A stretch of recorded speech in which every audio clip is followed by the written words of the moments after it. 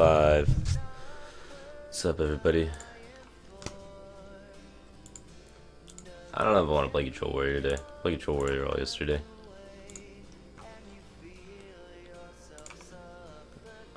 What I had some success with on NA after ending my stream was Mech Mage. As odd as that sounds. Everyone thinks Mech Mage is a really bad deck, but... Whoops, what am I doing? There's no Arcane Alex and Mech Mage. There's recently that no Chugga list that hit #1 legend, but I like Snow Chuggas. I didn't mean it's Hearthstone, anything can hit #1 legend if it hits right.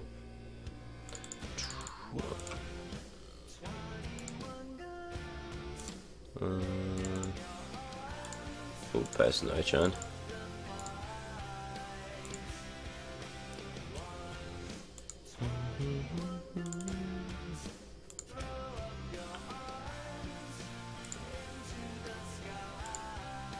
I think the big difference is I wasn't really running the secret package, so it's a lot not standard. Because generally when you think of Mech Mage, you think of like scientists and mirror entities and that stuff. I think the list without that stuff has been doing a lot better. So if you are interested in Mech Mage, then I think that'd be the list I would go with. They're running Fell Reavers instead, and Mana Worms. I think I'm gonna run the Lotheb though. Sometimes people run 2 Mech Karens instead of Lotheb. It's just 1 Mech Karen. Alright, what am I missing? Got Frostbolts, got Fireballs. Lotheb Mech Karen, boom. Tinkertown. Get the 6/1 drops. The 4s. What the hell? There's gotta be something here. I know there's something. There's 2 cards. I don't know what 2 cards they are. This is driving me nuts.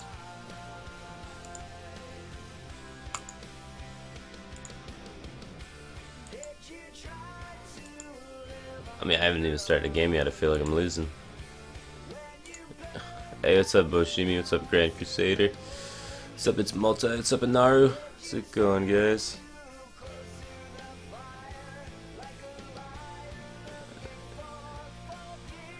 I didn't tweet. Thought I did. Oh, I never actually hit the tweet button. I typed the tweet. I just didn't tweet it. Alright, what? Oh, portals. Gotta get some East-Portal in on them. Alright. Let me take a screenshot for this, upload it on the side. It's time to bring the mechs. It's just too easy for him to play around the mirror entity right now. I'm sure eventually people will stop having tons of small minions and can't play around it, and then you can bring mirror entity back. Not having mirror entity hurts like your druid matchup and a few other matchups you don't really care about. You probably win anyway. But I think it's better. I think it's better without the mirror entities.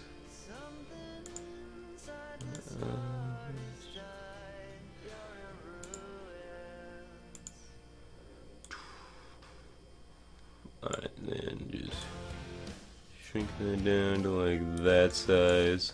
Oh, a little smaller. Alright, time to crush some fools.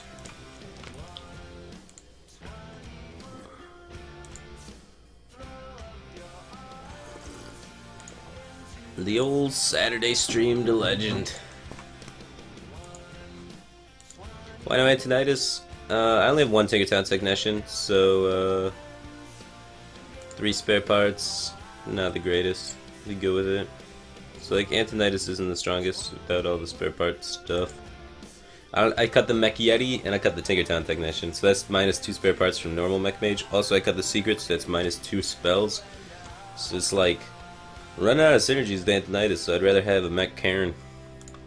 Also Mech Karen's a lot harder for Patron Warrior to deal with. I'm gonna keep Blast Mage and Pray. We're gonna land this Blast Mage on 4, I feel it. I got a feeling. Music, you dunce. Is the music not playing? What? Any thoughts on new 3/3 card? I haven't even seen the new 3/3 card, so I don't have any thoughts yet. When I see it, I'm gonna give you my thoughts. I should probably make some sort of video about my thoughts on like all the cards. Now, do I want to coin out this Clockwork? No, not really. I think I want to play. Alright, he'll play a 2-drop. I play Clockwork. Now I'm gonna trade with this 2-drop, assuming it's not Haunted Creeper, and then on the following turn I can coin a Blast Mage. Just deal with everything. So I'm gonna do it this way. I hope he has like Scientist. The Dream, nothing. I like it. Love it. Give me more of that. Oh, top deck. So now we don't even need to play the clock. No, but we have the coin now so that we can coin out the Blast Mage, follow that curve. Do with this Animal Companion. Feeling good.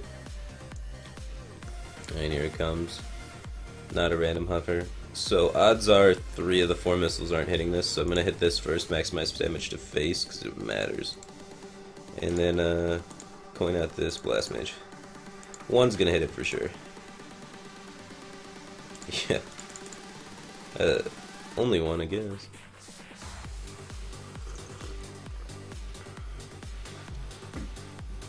Pretty good spot here.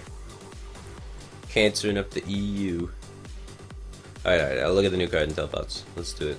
Let's do it. Shadow Fiend 3/3. Whenever you draw a card, reduce its cost by 1. That's pretty dope, actually. Huh. In Priest, you could set up turns with Wild Pyromancer and Northshire Cleric that you could draw a lot of cards. Reducing them all by 1, this is just like having another Emperor in Priest. That's pretty nuts. Because oftentimes Priest wins with setting up turns with Wild Pyromancer and Northshire Cleric in control matchups where they can draw like 6 cards. That card's good, man. That card's got a lot of potential. I can see it doing some things. Alright, what am I doing here? Let's do East Portal first. Gezrilla. Not a bad pickup. And then... do I want to do the other one, or do I just want to commit minions now? I think I'm just going to commit minions now. Like, if I got certain things I've the portal, like a 2-drop that I could play, I didn't want to play the Mana Worm, so I'm fine having it be a 1/3 here. I just wanted to try and get something first. Hopefully we don't get Knife Juggler Unleashed. Having Gezrilla, though, we have a lot of quality cards in hand, so we can feel better about throwing down Fel Reaver. Because we have just one big minion to follow it up to. So then if we fatigue like all the other big minions in our deck, we don't feel so sad. Also, we can ping our own Gezrilla to hit for 12, which is a lot.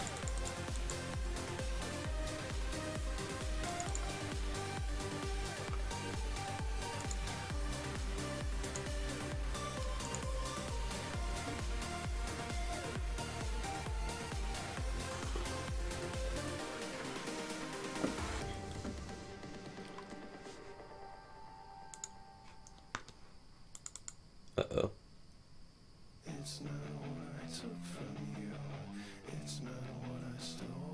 Hunter's Mark that, huh? You just got a Freezing Trap. He wants to Freezing Trap this?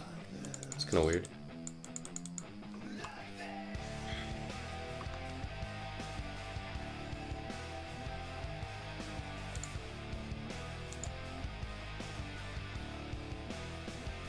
Now we can Conceal Gezrilla and hit him for 12 with their next turn.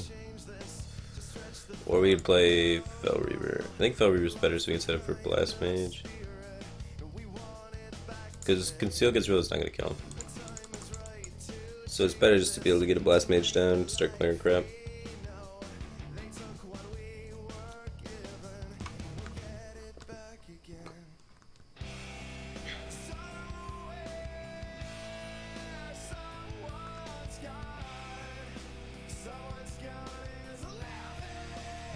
Alright, so 10, 11.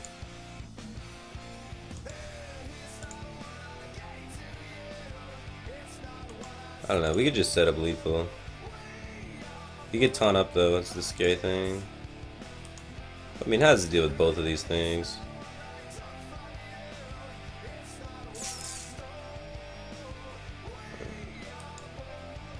That's actually a tough decision.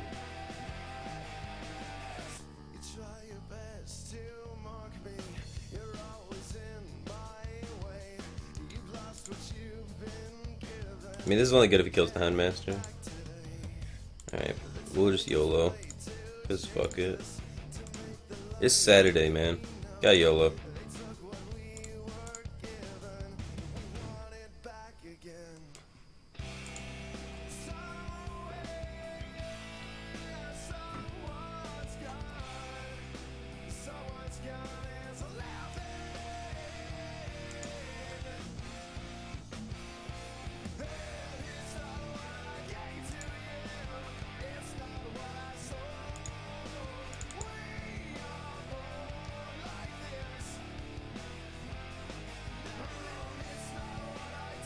Oh my god, Unleash number 2. Why? I should have held on to this for Blast Mage, I guess. Also doesn't play any Unleash number 2. I was just pretty set on playing Boom next turn. Because if he's not dead, he's forced to kill everything. He doesn't have a taunt. And I'm not dead. And he doesn't have a trap. So that means he's dead. Got him. I don't think he knows that I could just do this to Gezrilla. I also have reversing switch, I could kill him that way. We did it for 18.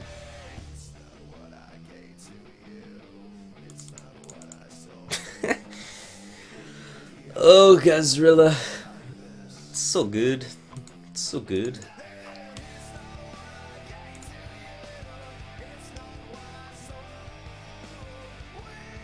What time zone am I in? I'm in Eastern time zone in the good old US of A. Rocking the 5 a.m. right now.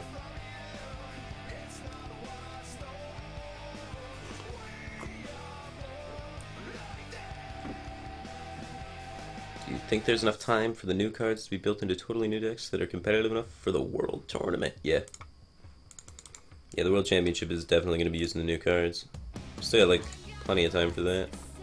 Plus, the World Championship's not for a while. I mean, like, the seasons end soon, but then there's, like, months of qualification shit that you have to do. So there's plenty of time for all of the new cards to filter their way in. They're gonna filter in one at a time though, because people are scared. No one's gonna play like a completely, like maybe one or two people play like completely new decks, but the format doesn't encourage it. The format of Conquest, if you play a brand new deck and your deck happens to be like not very good and you weren't able to test it out fully, and people figure out the little trick behind it and then can just farm it, and you just lose 3 times with it, and you're done. So it's like, whereas in other formats, like when you lose with a deck and you're done playing it, then you can encourage building new decks because it's not such a high risk. Whereas in Conquest, they can just farm it 3 times. So building new decks is really scary if you're trying to win a tournament, because oftentimes it doesn't work out. The tried and true is just better. If you net deck some random decks in Conquest, you got about 50% win rate. If you try and do some innovative format, you can get it up to like 60%. If you bring completely new decks, then you're probably rocking 35. But that's just Conquest. That's the current tournament format. It's beautiful. But beautiful, I mean bad. I don't know. I don't want to talk about Conquest. It makes me salty.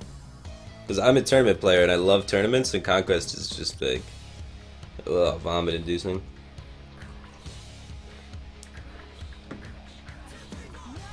Don't attack it. Don't attack it. Just let it go, man. Let it go. Yeah.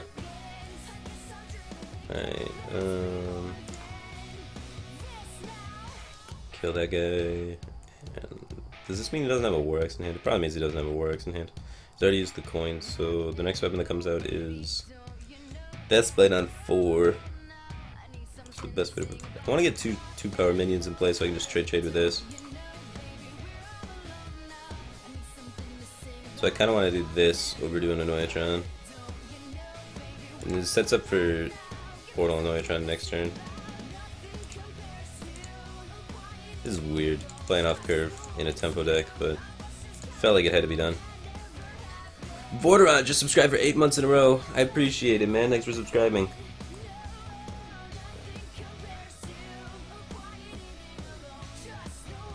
Am I invited to BlizzCon? No, I gotta qualify like everybody else. Currently I'm in top 8 of points for qualifications, so I get 2 buys in qualifier number 1. And if I qualify in qualifier number 1, then I can play in qualifier number 2. So with 2 buys, I think it's only a total of 2 games I have to win. and I can have one loss. So I gotta go 2-1, and then I'm through qualification number 1, assuming my points hold out and I'm able to maintain top 8 for the rest. Currently, I'm like top 20 legend on NA, so I'm all set to get more points on NA. So I just gotta maintain that till the end of the season, finish out strong, get another 10 points, and then I should be able to hold top 8. And that'll be the end of the point seasons. I think there might still be some tournaments afterwards, so people could try and catch me there. But I'm going to be playing those tournaments, getting those points too. So hopefully I maintain top 8, and then can play in the World Championship. The shield slam coming down? Aggressive. Did he bump? No, I was like, that's silly. Is Portal and Oiotron better than Spider Tank? Probably. Let's Portal first. Nope, it wasn't. Wasn't at all. I want to restart my PC Windows. Let's do this on this side. This is looking ugly, man.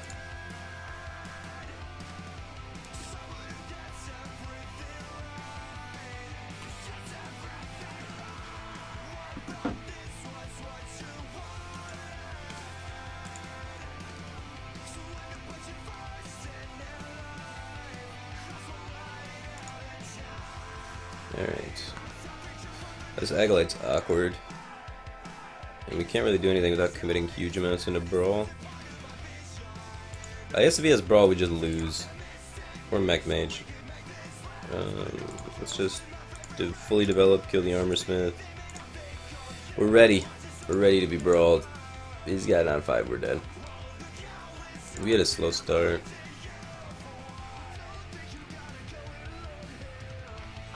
Hopefully he doesn't have Brawl, he has a weapon.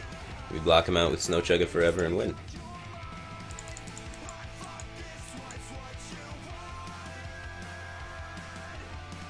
He has Brawl. Arg! No, Dragon Egg, go away! Alright, it's payback because I got such a good e-sportal last time. Stupid Dragon Egg. The 2-mana 2/1s. They're sick, man.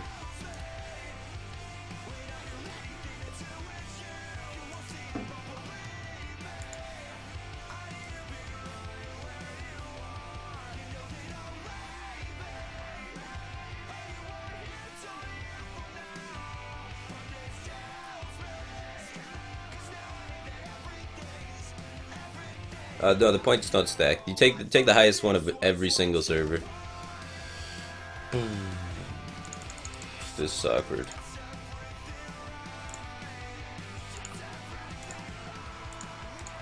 We're dead.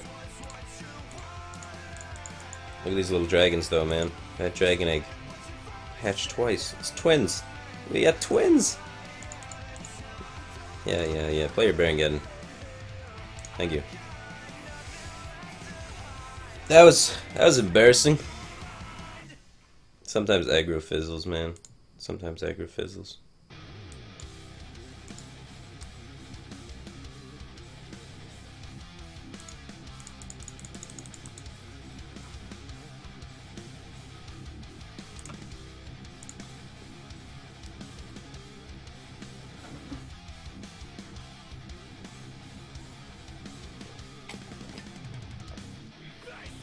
Priest. Yeah, I might be playing some Freeze Priest. Freeze Priest is pretty fun. Another warrior. Freeze Priest doesn't really excel against warrior though.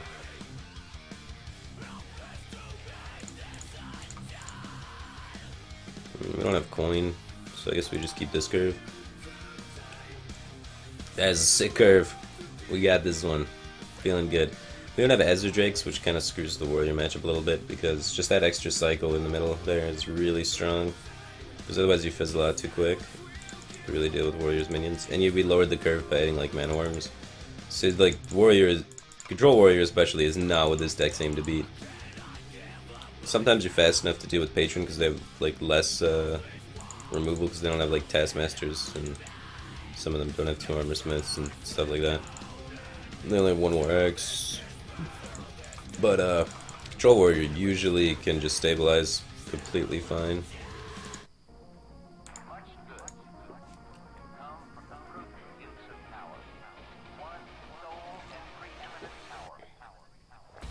Yeah, I just played Freeze Priest for a really long time though, so I thought people were kind of bored of it.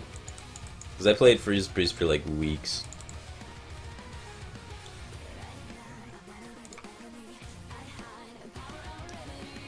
Alright, we gotta freeze the face here, that's important. Let's give him the armor first, because then we can take away the armor and freeze his face. Back in the old days though, if armor stopped the damage, it didn't actually freeze him, so you'd have to do it the other way. But now armor doesn't stop freezing. It was not intended by them, I guess.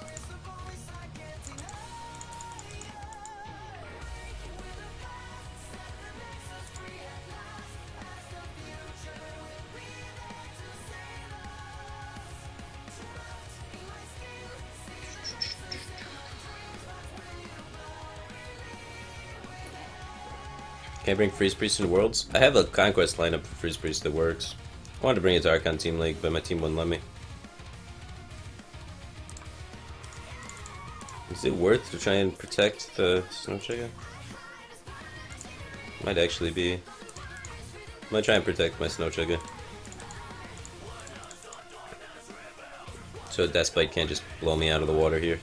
If I drop Spider Tank, then he just trades Deathbites with it, right? Well, he can't Deathbite it. We trade this and play this, I guess, and then set up to Deathbite it next turn. Because it would be dead. I don't want my Snow Chicken to die. He's a cool guy. I got Spider Tank ping next turn. Not anymore. Guess I have to settle for the Loatheb. It's kind of an awkward Loatheb though, because it's at a turn that like he can't possibly go off with patrons anyway. And usually you want to Loatheb on turns where they could go off on patrons. So I think I'm going to develop the other two minions, then Loatheb the turn after that, then boom.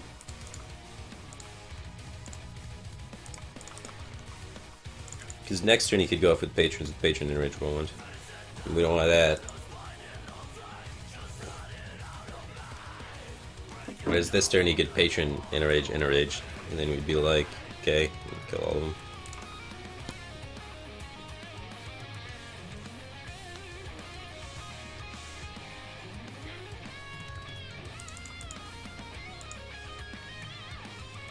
Stable ghoul, that's annoying.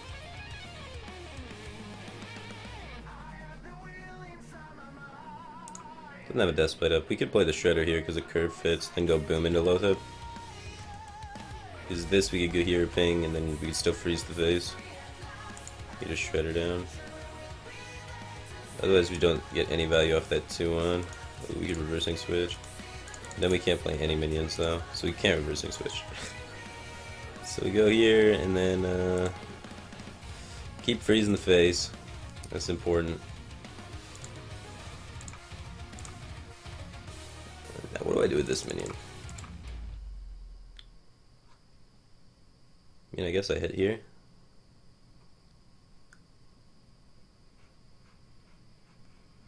Huh.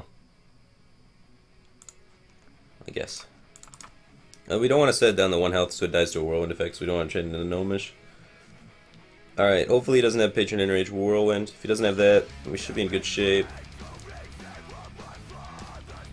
We've kept this Deathbite off the table for a really long time.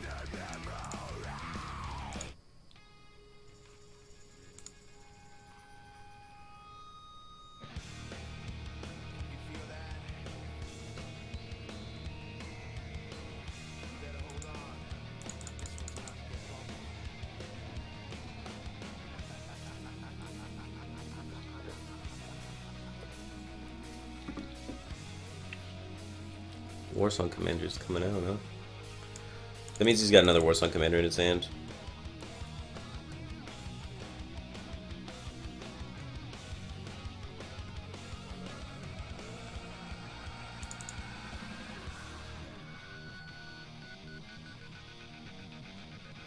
No, still no Deathbite up. We're gonna risk it one more turn without the Loatheb, and we're just gonna play boom. The Warsong Commander Acolyte play seems like he's really looking for something. But I don't know. It might just be because he's got a second Warsong in hand. If he's got a second Warsong Commander in hand, though, he's less likely to have Patron and Rage Whirlwind. Cool. I'm gonna see the Despite come out now. Nope, no Despite. Alright, now next turn I definitely need to Loatheb because he's got Patron and he's got War Song most likely. So now I Loatheb, I lock him out, and then just deal a boatload of damage. Yeah. Get locked out, son.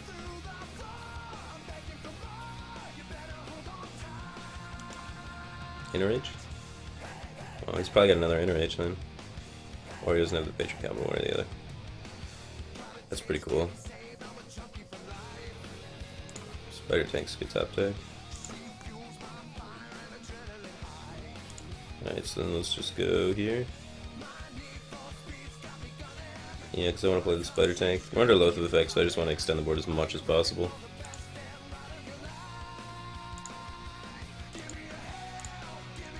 And then this minion's weaker than Loatheb, so I want it next to the Flame Tongue. So I can like trade in and bounce and stuff. Because like this minion dies, then this would get buffed. This minion is more likely to die than that minion. Same thing over here. So we get the maximum value out of our Flame Tongue total.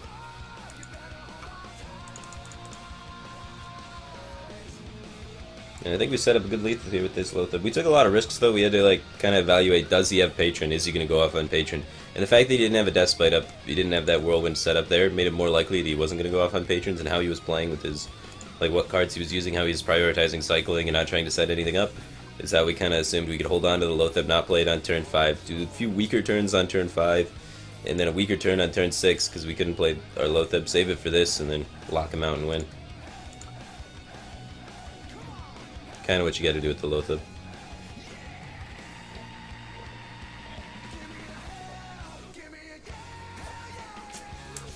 Good to know, draw. Yeah. Alright, we did it. The Loatheb timing.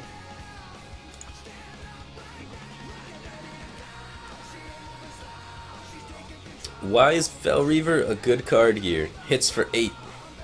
Hits for 8, man. It's a tempo card. So you pay 5 mana to get an 8/8, which is ridiculous stats for the cost, and then you lose the rest of your deck.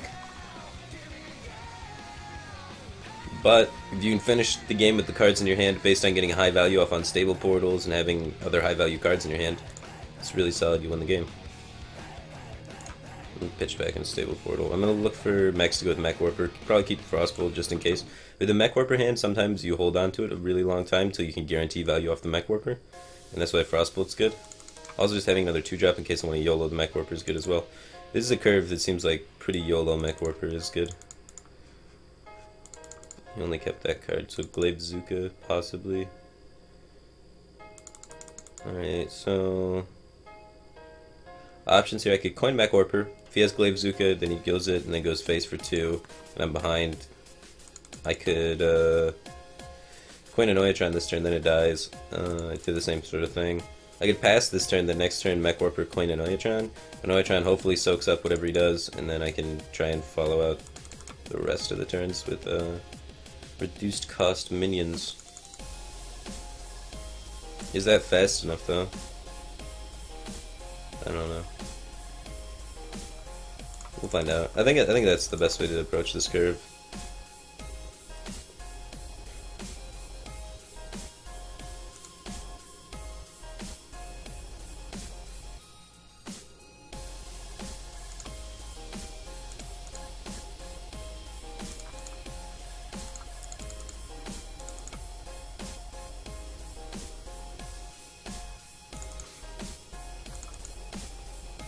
I mean, Bow and Glaive Bazooka still blow us out, but we got some value off the Mech Warper, right?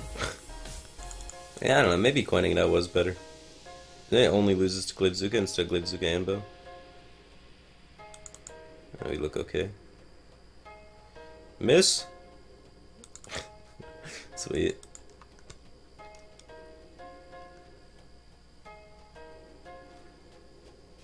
Another Annoyatron top decked. Top decked and direct. And then we just Frostbolt this. Or we could develop Spider Tank and trade there. I think Frostbolting's a little better. Just slowing him down seems like a good priority to have. And just trade there. In case he has quick shot or kill command, just get the value off the creature first. Next turn I got Spider Tank Crossbow, which is sick. Or a Spider Tank thing, depending on what's on the board. Both of our Anoyatrons are gone now though. That's like all of the taunts in the deck against Face Hunter. So now we have to be taking the initiative, putting on pressure, things like that. Alright, Explosive Trap probably. So I'm gonna Frostbolt this. Hopefully not a new trap comes out. Cool. So it's like 100% Explosive Trap, but we can't attack first and then play this, because otherwise this will die. Plus we don't want to attack yet. We have a taunt. He has to attack into this taunt, so there's no reason to proc the Explosive Trap until we have a big board behind it. Unless he deals with the taunt first.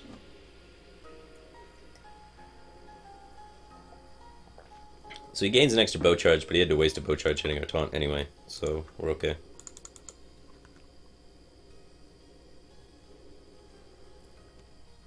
Alright, I guess we proc it now. We could just develop Shredder and pass. We only push 3 damage.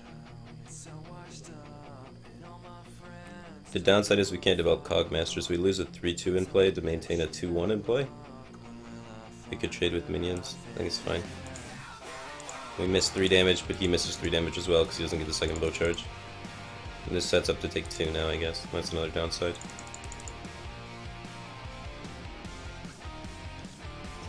This could trade in here, that's good.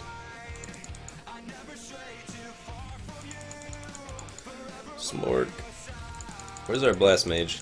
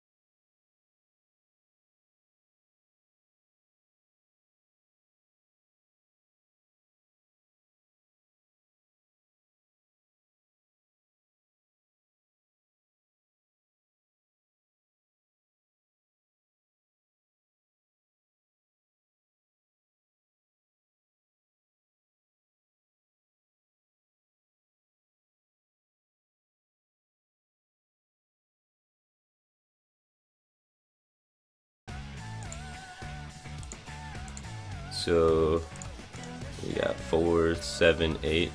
So we kind of want to get these on the table to help set up lethal. He could have 9, 10, 11, 12, 13. If he has unleash kill command, it's 15, right? 4. Oh no, it's 13. Yeah, that's what I counted. I thought I didn't count the kill command. No way, we're dead.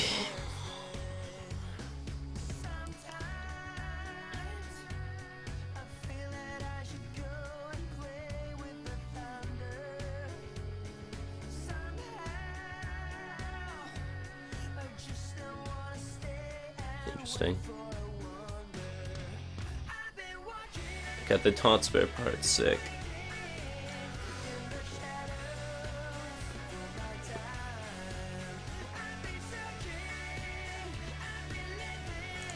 We did it. We beat Face Hunter. Smart.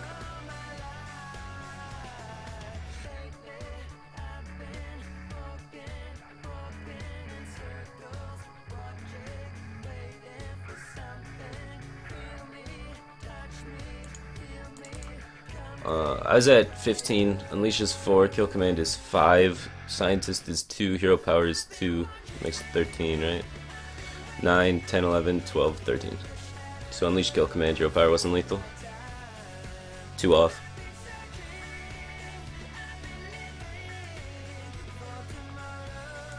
We were good. We were good. Ross is the boss. We had it. We had it in the bag. Got nothing on us. Too many mechs.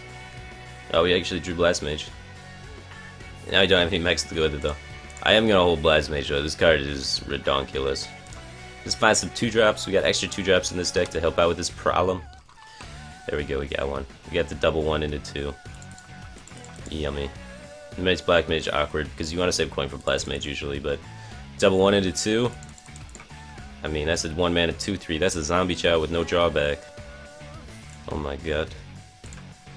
I do think the Cogmaster is better though. The Cogmaster is a 3/2 right off the bat, whereas this would be a 1/3. We don't have any other spells in our hand. If we had a portal in our hand, maybe we'd East-portal it up, drop the second Mana Worm, go in deep. But, wow, that is your turn? That is your turn? Thank you, sir. Thank you, sir. Let's put that over there, because I don't know. I don't know how you're supposed to anticipate Shredder placement with a Annoyatron on turn 2, actually. That's something I've never looked into.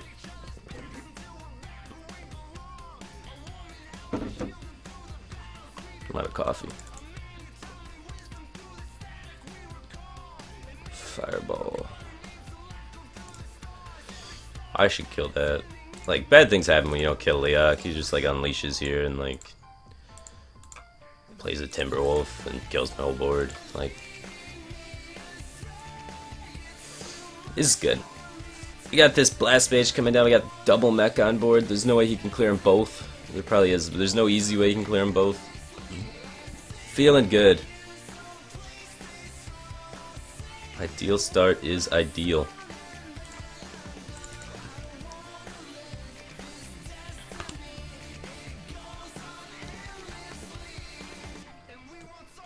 I'm not trading with that. That's not even a beast. You can't even taunt it up. No taunt? What do you think you're doing? We'll Blast Mage in the face. Blast Mage, you suck. Oh, never mind. You're really good. That egg does nothing for him. I appreciate that, Blast Mage. So I judged you too soon. Did good work. Well, I mean, the Leok could potentially have taunt because it's a beast, right? And he had a really slow start, so we're assuming mid-range hunter. So mid-range hunter in its current form, I believe, runs 2 Houndmasters. If it's not running 2 Houndmasters, I think they're doing something wrong. I like 2 Houndmasters, 1 Shredder. I think it's just much better. Like, a lot of people have hit #1 Legend with the 2 Houndmaster list. Jab, I saw him in chat earlier, he has constantly hit #1 Legend with the 2 Houndmaster mid-range hunter before anyone else even was running 2 Houndmaster mid-range hunter. Now everybody's running 2 Houndmaster mid-range hunter because it's just working so well. Blackout, like last week, hit #1 with it on EU, so like, a lot of people hit #1 Legend with 2 Houndmaster mid-range hunter of the hunters hitting Legend. So I assume pretty much everyone playing it is playing mid-range hunter. Because, I mean, everyone net deck. Don't unleash me, bro. Oh, thanks. Another Leok. This is probably lethal. 6, 11, 14, 15, 18.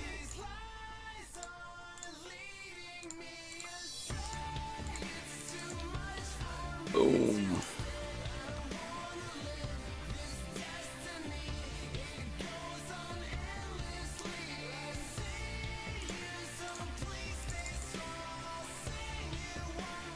Okay. I'm gonna get some coffee. I'll be right back in like 30 seconds, and then more playing. Argus and mid-range hunter. I don't know. I thought that was just some Asian thing that people did for like a week and then stopped doing. Anyway, right back.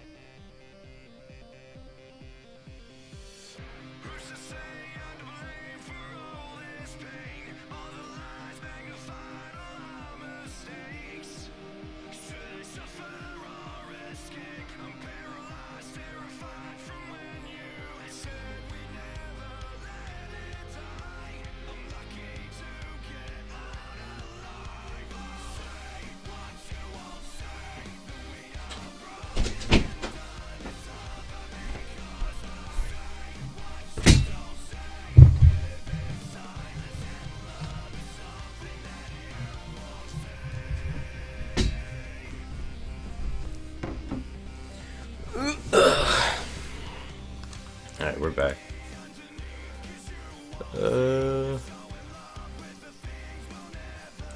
Sweet. Let's get playing. Another point about the Argus and mid-range hunter is like, if you ever have an Argus land on 2 minions in mid-range hunter, then you definitely win. So that's like one pro for it, but the con is you don't have very sticky minions besides Haunted Creeper, and they're trying to kill all your minions because you're Hunter. And if your minions stick, you win. So Argus seems like too much risk, man. I don't know. You're already winning if your minions are sticking. Alright, let's try and find lower curve. Keeping this blast mage though. Card's nuts. Oh crap. Punished.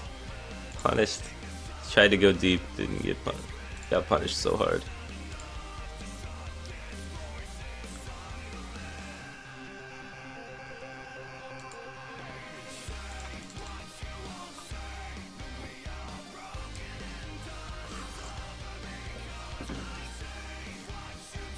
Alright, not ideal start. Not ideal start. Maybe he'll have a weak start too, and we can just get away with it. Because if we can still get one of these blast mages down out of 4, then we'll be there.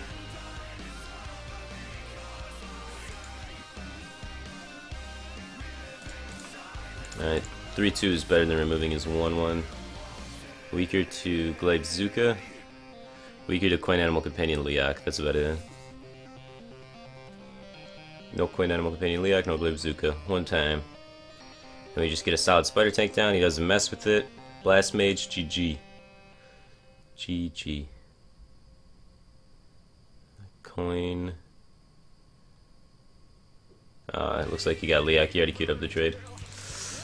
Ah, the punish. Alright, now if this Spider Tank sticks though, then we're all good. Spider Tank sticks, we get Blast Mage to Blast Mage, GG.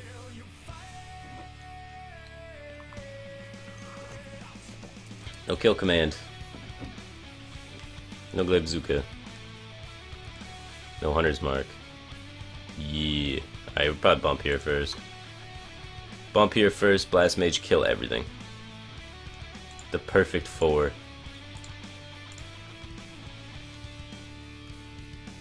Good enough, good enough, good enough. And then next turn we have Mech Warper, Piloted Shredder, put Piloted Shredder in the middle, important. And then we have another Blast Mage following that. Do I get my first Blast Mage Freezing Trap though is the question.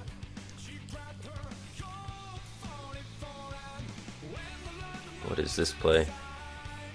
He really wants to clear the full board? He doesn't want my Blast Mage Freezing Trap, I guess.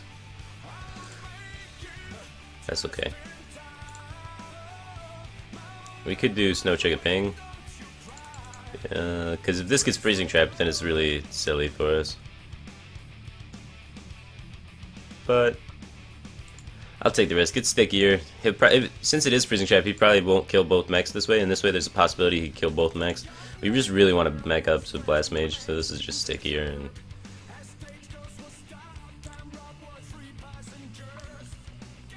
there we go.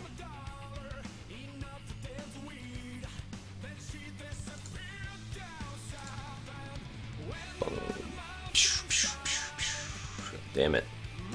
That guy lives. Shredder in the middle. Important. Alright, he's gonna make that trade. Let me get this Frozen Trap and go face with it. Get 2 Shredders down, start wreaking chaos.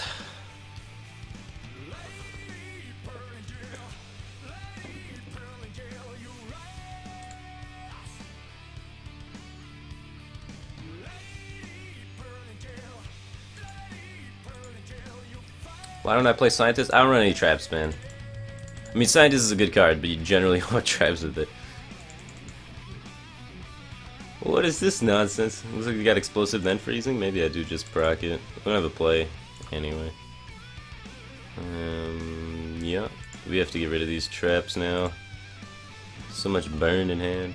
I'm just gonna replay this one and then save the 4-1. So next turn when I draw a minion, I can play whatever minion I drew plus the 4-1. Otherwise, I'm just like playing the 4-1 and pinging. That makes no sense. So we're still, I guess we're kind of ahead, but not really.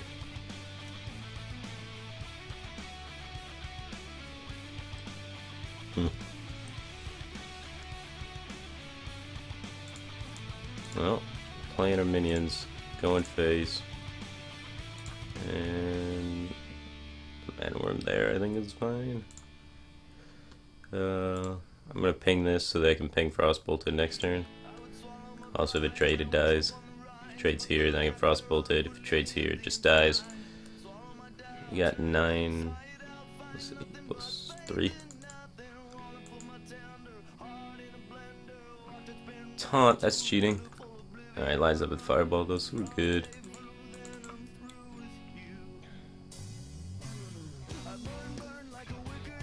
Double Fireball, huh? So we got 10, 14, 15, 16, 17, 18, 19, 20, 21. Huh. Should probably clear it. Let's do it over 2 turns.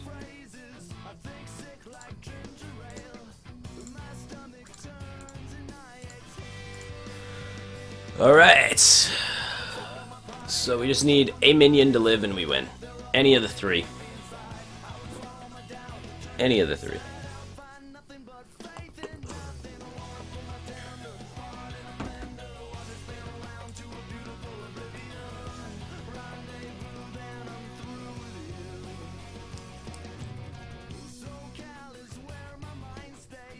Why don't I run Archmage in this deck? I felt like it was too slow, and I felt like all the spare part cards were a bit weaker than the non-spare part cards. So I cut 1 Tankertown Technician, I cut the Mech Yeti, so then that leaves me with 2 Clockwork Gnomes and 2 Clockwork Gnomes and 1 whatchamacallit, Tankertown Technician. So there's only 3 spare parts in the entire deck, so my odds of having spare parts with Antonitis goes down a lot. And then Antonitis is extremely weak against things like Patron or anything that has hard removal. So I didn't like it as much, so I have a Mech Yeti, or Mech Karen instead of it. So that 6-drop guy that comes back to life. So they just have to kill it twice. It makes my board stickier to AoEs and stuff. It makes Patron not be able to just Whirlwind execute your Antonitis and continue hitting you in the face. They actually have to deal with it.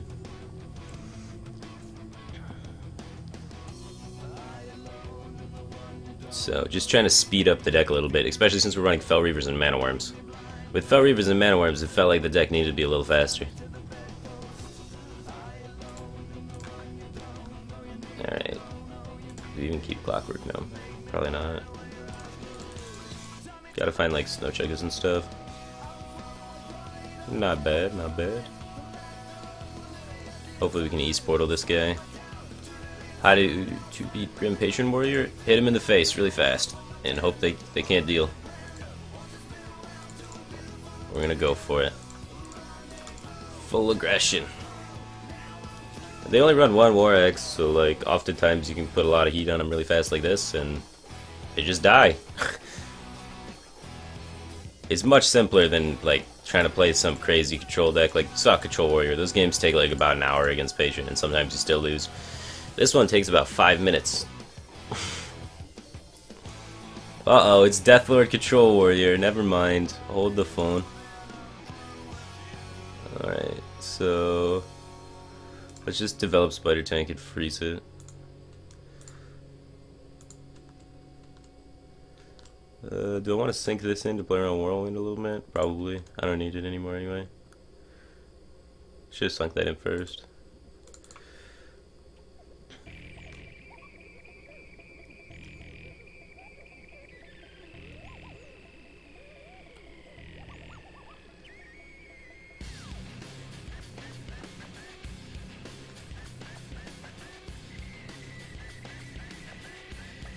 Alright, so let's Frostbolt this. And ping. What do we get? Kinda awkward, kinda good.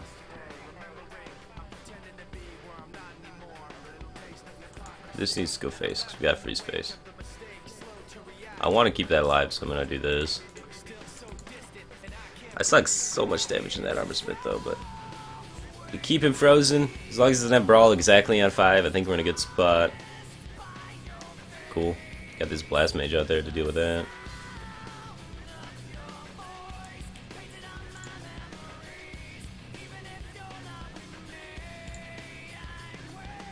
Alright, let's just do this. Easy Blast Mage it down.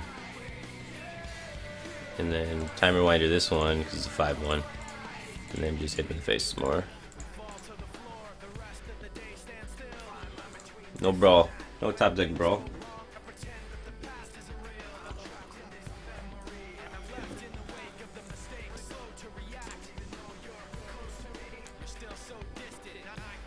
How do you play Fel Reaver in this deck? You play it as fast as you can and you hit him in the face for 8 with it. Generally, though, like depending on the matchup, if it's an aggro versus aggro matchup, you just throw that bad boy down there. Against Zoo or whatever, you get that guy out there. They're like, how the hell do I kill this? And you're like, you don't, and then you kill him. And then against Hunter, same sort of thing. Against a control matchup, though, you want to make sure you have value in your hand before you do it. Because if you don't have any value in your hand and you're just kind of throwing it out there, it's not going to be too effective. Alright, how much damage do we have? We got 8, 10, 13, 14. We're gonna East Portal this turn for sure. And then probably Blast Mage him in the face for 4. Ooh, that's a good one. So the reason why I'm portaling this turn for sure is because I don't want to. He's drawing a lot of cards, so I don't want to overextend into Brawl too much. So I'm investing my mana this turn for cards that I can play on a later turn. But I still want to keep the pressure up heavy because he could just drop a huge bomb and blow us out. So I'm gonna play a Blast Mage here.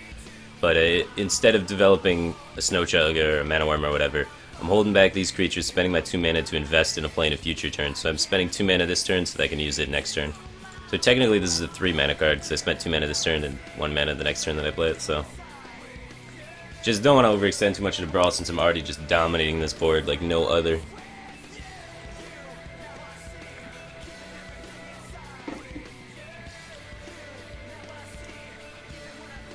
Alright, so we got 8, 9, 10, 11.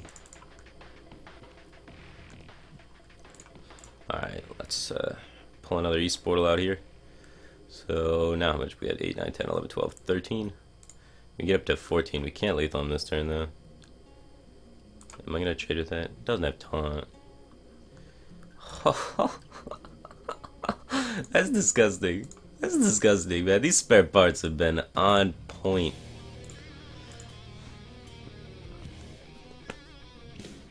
Seems good to me, man.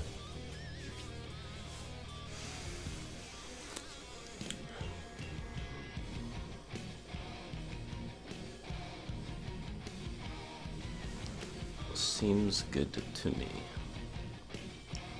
There's the brawl off the top. Alright, we still got 4 cards to reload in the brawl.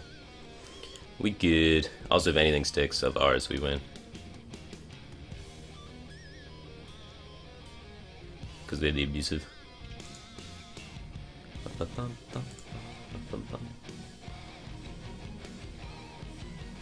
What to replace Sky Golems? Generally, the Sky Golem slot is the most flexible slot in the deck. So you do a lot of weird crap there.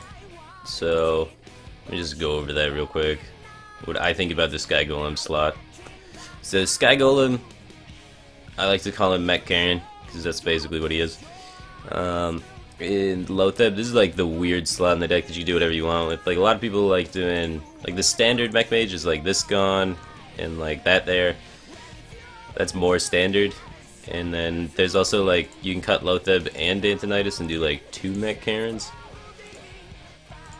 You can do 1 Mech Karen, or you do Antonidas and then a lot of people like Mech Yeti with Antonidas just for that extra spare part synergy. Helps a lot, 1 extra spare part in there. Because otherwise, like, it improves your chances of having a spare part by the time you play Antonidas like incredibly, just have 1 more. So that's also an option, but I like having Lotheb against a lot of things, especially Patient Warrior, locking him out and stuff like that. But Lotheb's been falling out of favor lately, so a lot of people haven't really been using him. And what else can you put there? There's like a lot of stuff you could just randomly throw in there. Like Azure Drakes are sometimes thrown in there over Lotheb if you're facing a lot more control. Azure Drake's definitely better against control, definitely better against mid-range decks. Whereas the Mech Karens are better against just Lotheb's best against like aggressive decks, so you can set up lethals and deny their lethal. And then Mech Karen's more good just consistency, I guess.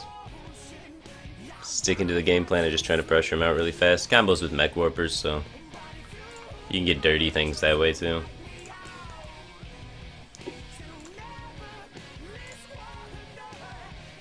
Gotta use Booty Bay. No Booty Bay. Toshli's an option too. Yeah, Toshli can be thrown in there. You can throw in 1 Toshli, 1 Antonidas. That's an option for sure.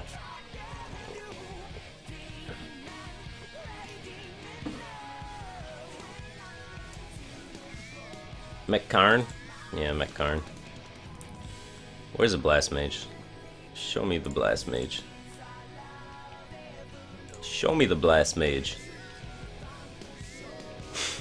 I think we know what we're doing this game. I think we're going face, guys. I don't know.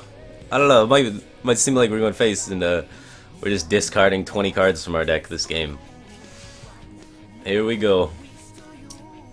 This is bad against Paladin because they have this fun card called Aldor Peacekeeper, which turns your Fel Reaver into a 1/8 discard your whole deck, do no damage, lose the game. It's a kind of a weird card against Paladin. Paladin not really too big in the meta right now though, so you don't really tech a deck to play against Paladin. But if we just find a Blast Mage, then we don't need to follow the rules anymore and we can win that way. Is Fel Reaver replaceable in this deck? Yeah, Fel Reavers for sure is replaceable. Originally, the Fel Reavers were the secret package in old Mech Mage. I think the Fel Reaver version's a little bit better. But if you don't fancy Fel Reavers very much, you could throw in things like Azure Drake, you could throw in Sludge Belcher even, you could throw in the Antonidas package at the end there. So, a lot of different random things you can put in over that. Looks like Cancer Paladins. We don't have to worry about Aldor Peacekeepers, so that's good. We should be able to keep up with him if we could find some cards to play. Koenig Snow Chugga seems pretty okay. Let's get that guy out there, I guess. We have high value in our hand, so I mean, like, once we get to turn 5, we're definitely probably playing a Fel Reaver. We got a Sky Golem to follow it up, and then another Fel Reaver. Just getting there is the trick.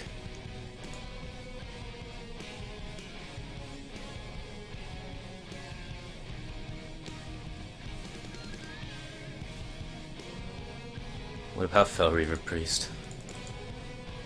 Fel Reaver Priest. I like it. Double Mind Blast Fel Reaver Priest?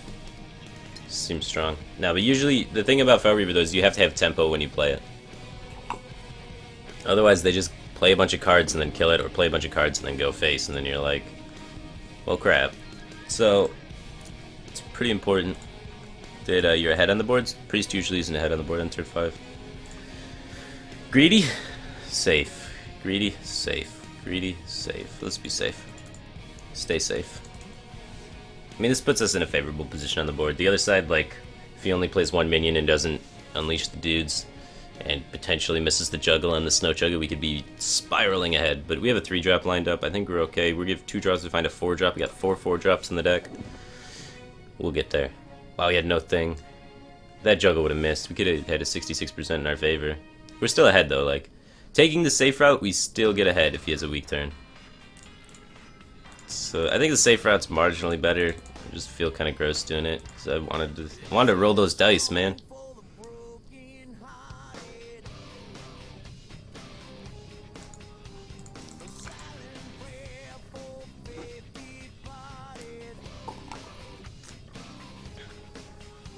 So, what the hell is his hand?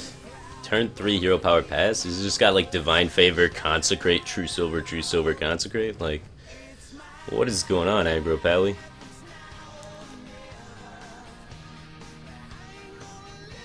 I think he's debating whether or not he should just consecrate this. Because his hand is really weak, because like...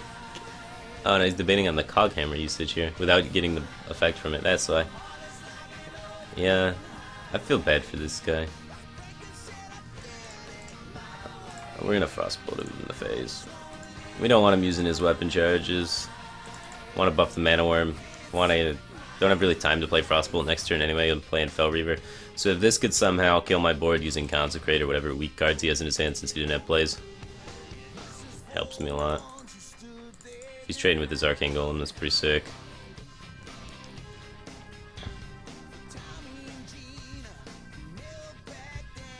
We can get a Sky Golem out. That's nuts. I'm just gonna trade here. If he wants to hit it and then conk, be my guest. We got Fel Reaver ping the 1/1.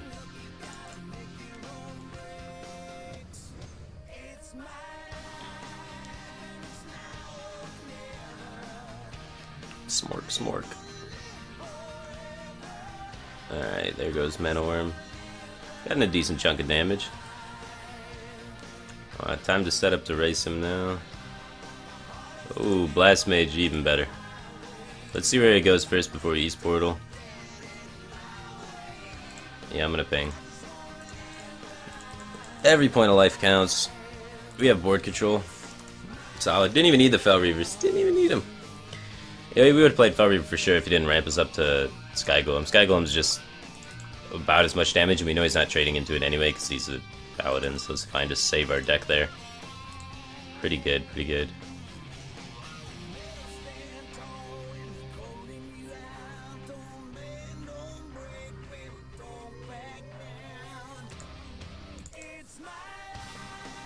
But if he didn't Arcane Golem us, we would have had to use the Fel Reaver. We had to unleash the real beast on him.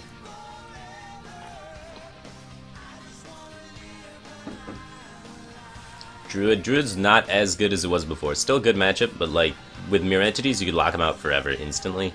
No Mirror Entities anymore. No Scientists anymore. The best cards against Druid are gone. Uh-oh. Alright. Top deck to max, so let's go with Cogmaster first. We got Mana Worm, Clockwork Gnome. Hopefully get a spare part for a Mana Worm. Maybe pull off an East Portal. Something good coming, hopefully. No Wild Growth, no Innervate, one time. Oh, man. Oh, Innervate Void Keeper, you... No! Alright, we're pretty toast. Druid. Crushing dreams since day one. We would've got the East Portal, too. Unfortunately, now the Mana Worm is dead.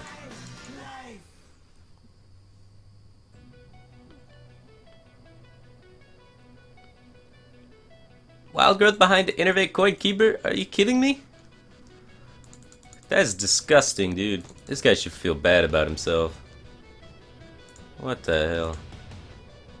I mean, like something that can heal this.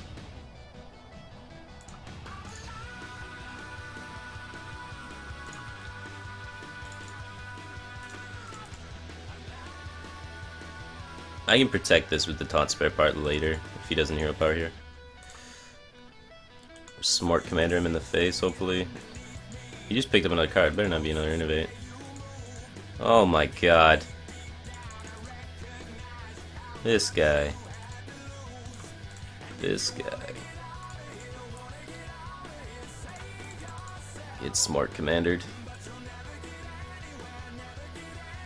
How do I feel about Enhancement Mechano in this deck? If you have board control enough that Enhancement Mechano gets value, you've already won the game. So it's too much of a win more card. Enhancement Mechano just doesn't do enough for its cost. Unless you're already winning. And if you're winning, then you don't really need the card. But it does allow for some really funny lethals. So, if you want to kill people in really weird ways, awesome card for that. Alright, hopefully he doesn't have like turn 7 lore or Dr. Boom. That was a good top deck. If we can keep these top decks up, we can get back in this game. I guess lore is not the worst for us because we just fireball it and then push 5 damage face, but still annoying. Boom's much worse. We can fireball ping the boom, we could ignore the boom.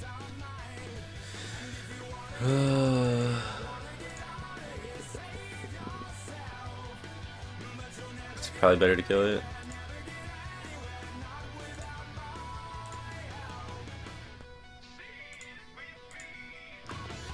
Alright, how do we want to distribute the health? I don't want this to be able to die to the him hero powering it and then running one bomb into it, because I want it to have the chance to absorb a bomb hit, so I'm gonna give it the plus health.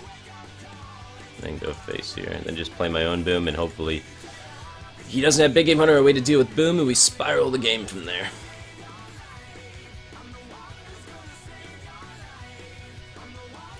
Well, it's unfortunate, but I don't think we're killing that. Alright, to absorb the bomb hit like we wanted. Oh man, go fuck yourself. That's some trash. Boombots OP since day one. So I only got 3 cards left. We got a chance. We could have went like Snow Chicken Taunt, Trade Ping, then we'd lose. This is our only chance of coming back. Emperor's probably not going to proc twice anyway, he might have to use it to kill Boom if we have a chance at winning. If he just Big Game Hunters the Boom, obviously we lose on the spot. Lore heal. That's 7, 8, 9, 10.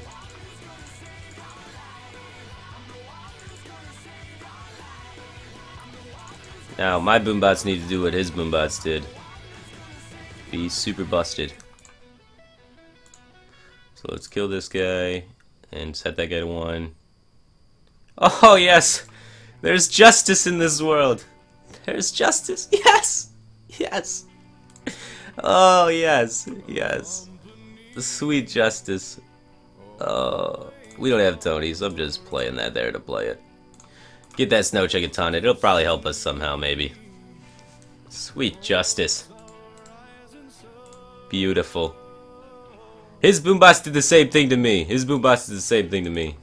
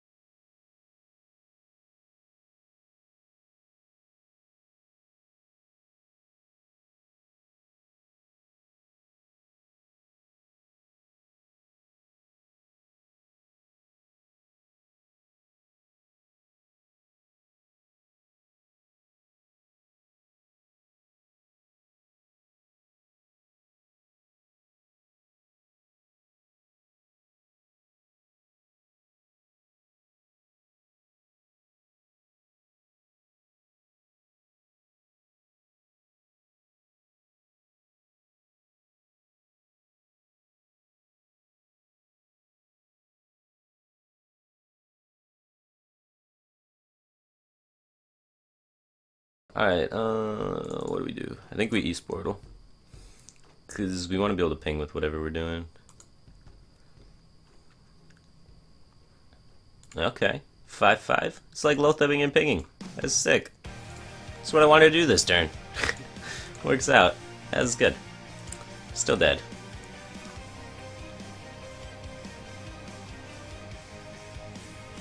Yeah, I don't play around Betrayal. I got wrecked by Betrayal the other day. That was funny. Huh. This one has Divine Shield. Ah, that one has Divine Shield too. I see what you did there. Right to the face. Right to the face. Alright,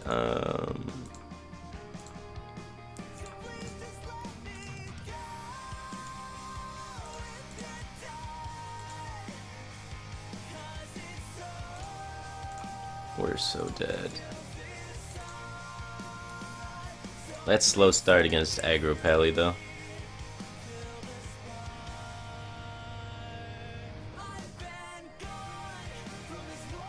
Why'd I quit Golem instead of Lothar? Because Golem, I was hoping it would die and come back to life. It got silenced though and then just got wrecked. It's kind of a YOLO play. Just hoping. I felt like Lothar would just die on board to what he had and not gain enough value, and then I'd just lose the game anyway, so didn't seem like what I wanted to do. We're dead. I mean, we could stabilize that one.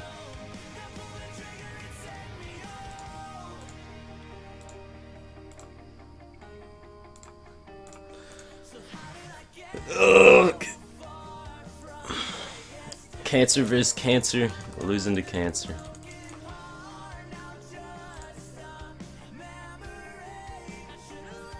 How do I feel about Junkbot? Good or bad card? Not really a fan of it. It's a 1-5. It's so weak. Unless you already have a lot of things on board. And so it comes out on like turn 5, right? So you play it on turn 5 with a bunch of minions on the board. If you're mech mage with a bunch of minions on the board, do you want to be trading your minions or smacking them in the face? And the answer 99% of the times is you're going face on turn 5. So when you're dropping this Junkbot and trying to trade to get value out of its effect, you're just losing so much tempo, so much damage that you built up throughout the game. So then, just doesn't seem to make sense with the whole plan of going face. You'd have to like cut fireballs and stuff, I don't know, weird crap, so that you did remove with minions instead of removing with removal spells to keep tempo. Because right now the way Mech Mage works in most aggressive mage decks is you play minions in the early turns where a lot of decks don't really play minions in the early turns. And then you hope your minions stick, and if your minions stick, you can use removal spells like Fireball, Frostbolt, Flame Cannon, things like that to kill your opponent's minions and then push tempo, so your minions that stuck can then hit your opponent in the face uncontested. That's generally the idea behind aggressive mage decks.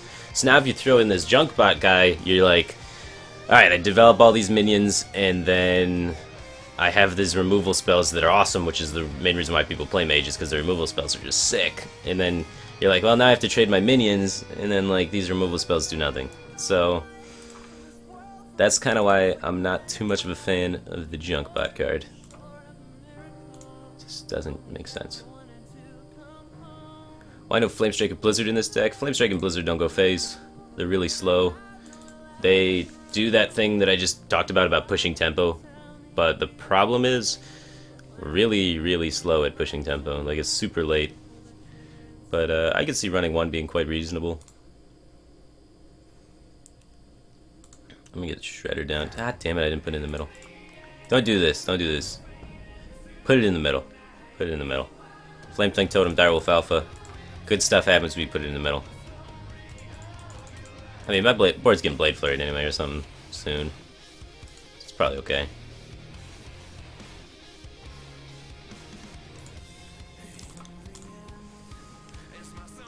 Most of the time, like, Flamestrike doesn't gain enough value because people aren't going to have a lot of minions against your deck because they're going to be throwing away minions trying to clear your early game minions. So, like, single target removal works better in that case, more flexible removal, things like Flame Cannon, stuff like that.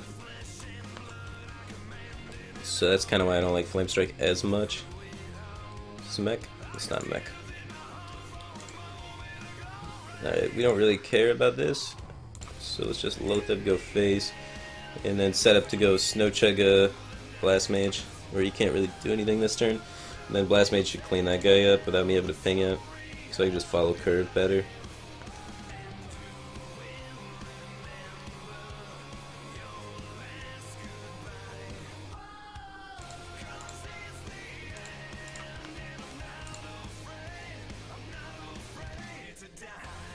Well, that worked out fine. I didn't want to do the trade first in case it only hit it for 1.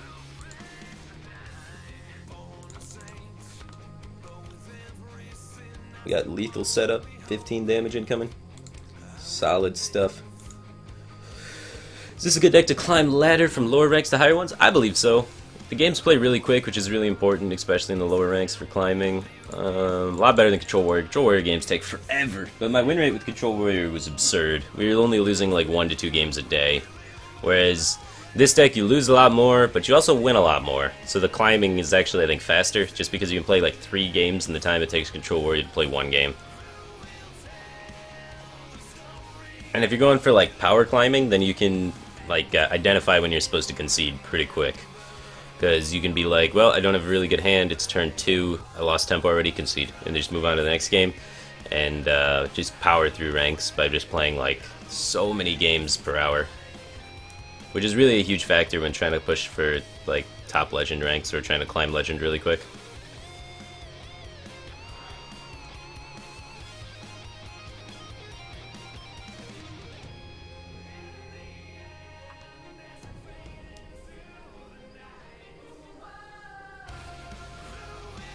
Alright. Double Spider Tank. Only weak to second Blade Flurry. Or Fel Reaver forces a sap. I mean, we could hit him in the face with Loatheb Timer Winder, replay it. He could still kill it with Backstab though, because the SI would have to stick. That's the unfortunate part. If we could play it and deal with the SI, that'd be nuts. Because that'd just guarantee another 5 damage, but he could just Backstab it. So we go face here for sure. The question is either Fel Reaver Ping or double Spider Tank. I think it's less likely he has a second Blade Flurry, so I'm gonna just double Spider Tank. Hope he doesn't have second Blade Flurry. If he has like Azure Drake Blade Flurry here, we get blown out. But he's got 18 cards left in his deck. One of them's Blade Flurry, so we'll play into that. Some you can put instead of Fel Reaver. Azure Drake works very well instead of Fel Reaver. Also, if you're not running Antonidas, you could throw just Antonidas in over that, just another win condition. Fel Reaver is just a lot faster win condition than Antonidas.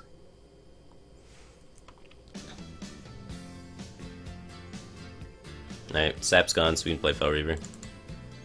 Should be difficult for him to deal with. Leave this rating too. Wow, the clears are real. And we just hope this bad boy sticks. Well, new plan. This guy. This guy doesn't even lose to Sap, because then I just get more Boombots, which hit him in the face for 8. Damage? Let's see it. Boom. Boom. There we go, perfect. Dr. Boom, fair and balanced card.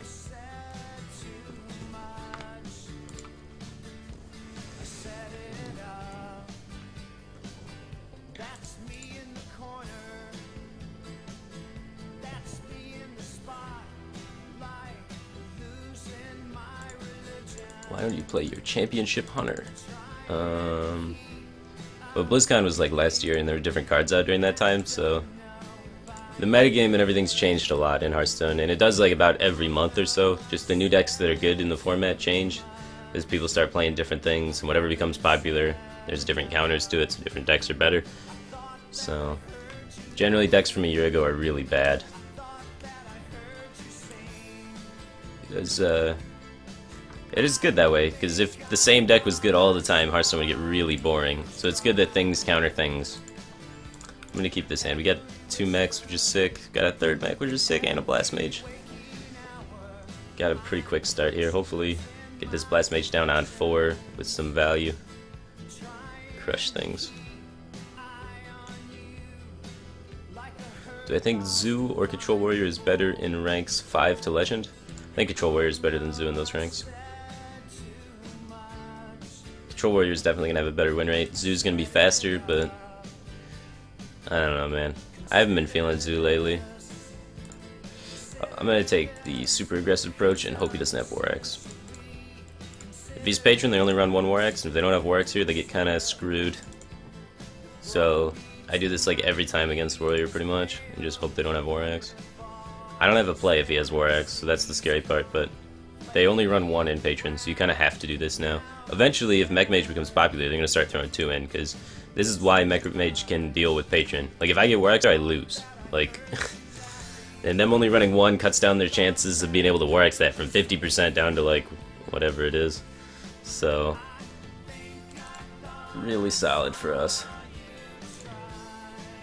I guess this should have been on that side, because I want a Shredder here, and I want this to be on that side because it's damaged, so it's probably going to get... It's more vulnerable because it can get executed. So it would be better for piloted Shredder placement if... So now I have to place piloted Shredder here, I guess, and pretend this isn't going to die. Assume that he's going to Deathspite this, I guess. I guess that makes sense, too. But yeah, I would have preferred this on that side in the future. Like, knowing he's probably going to play Acolyte, have that on that side. Yeah, see? Now my Shredder's not in the middle if he kills this.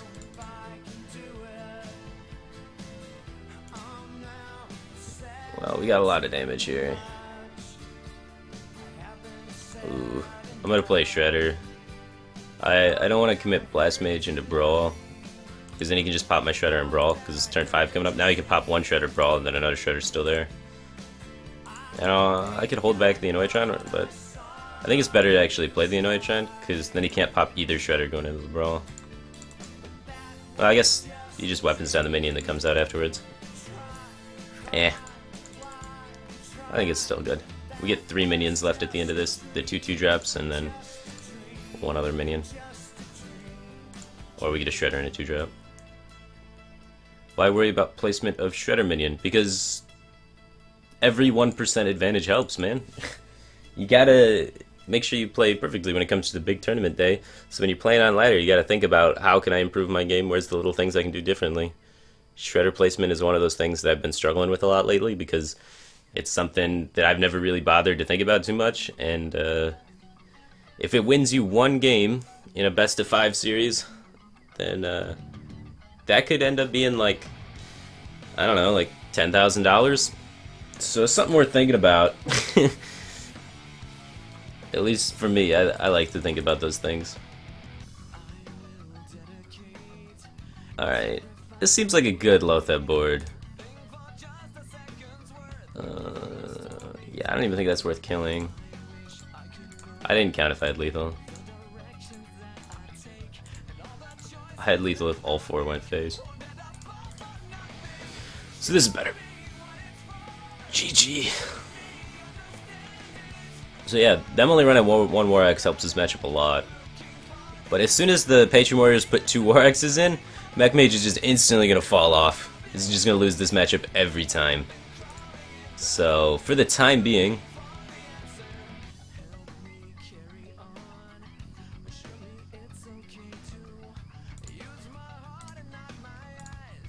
it's good. Yeah, placement in terms of stuff like Direwolf and Flame Tongue Totem. Just get that extra 1% chance to get a benefit. If you don't want to play Fel Reaver, you can try throwing in Antonitis, and then any card that gives us spare parts, just take a Town Technician or Mech Yeti. Or you can put in another Sky Golem, and this is like Toshly. You can put Toshly Antonitis in, stuff like that. You put Azure Drakes in. Any solid 5-drop will do. You can even run Belchers, probably be fine. We'd be greedy and keep Blast Mage here, but we know he's Patron for sure. It's like super greedy to do that, because we really want to get a Mech Warper, or some sort of 1 or 2-drop. So I'm going to pass it back. But I really love holding Blast Mage. That card is so good. Yeah, I hold it in so many matchups that I probably even shouldn't. Just that card's so good when that hits the table, man. Feels good, man. Usually you can set up situations where just the tempo swing of its effect wins you the game. Oh, 1 card too late for this.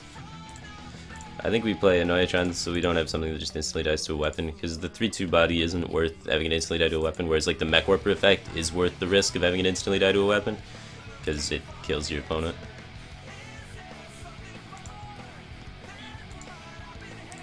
Alright, we can just pass. We could have attacked there and hope he attacks there and then we could attack back, but he's not going to do that if we attack. So now hopefully he doesn't attack and we just go there. But he will. Coin. Ooh, shield slam. Shield slam in the patron warrior. That's not happy. We could deal with this, play an Oiatron, try and set up for Fel Reaver better. We just play this and then bump. He can't coin a patron now, so we don't really care about this. Shield slam though. Shield slam's gonna be awkward. It slowed us down quite a bit. Was not expecting it. Some tech to deal with the aggression.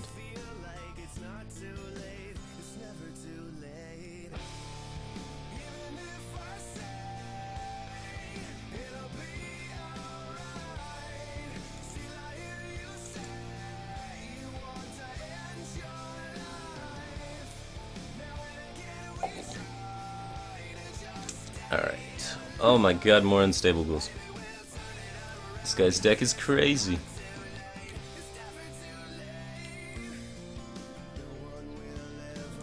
Alright, I guess we trade here in Oiatron, Tinker down. Getting the Oiatron down to protect from the weapons seems solid. That card is not good against Patron. He's gonna get Whirlwinded down. But it might force a Whirlwind when he doesn't want a Whirlwind, so that's okay. And if we can get Lothab down next turn with it, could be solid. Armor pass.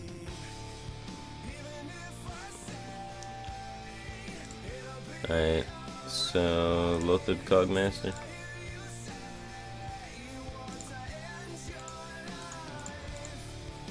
Do I attack with this? I mean, it's dying to Whirlwind effects anyway.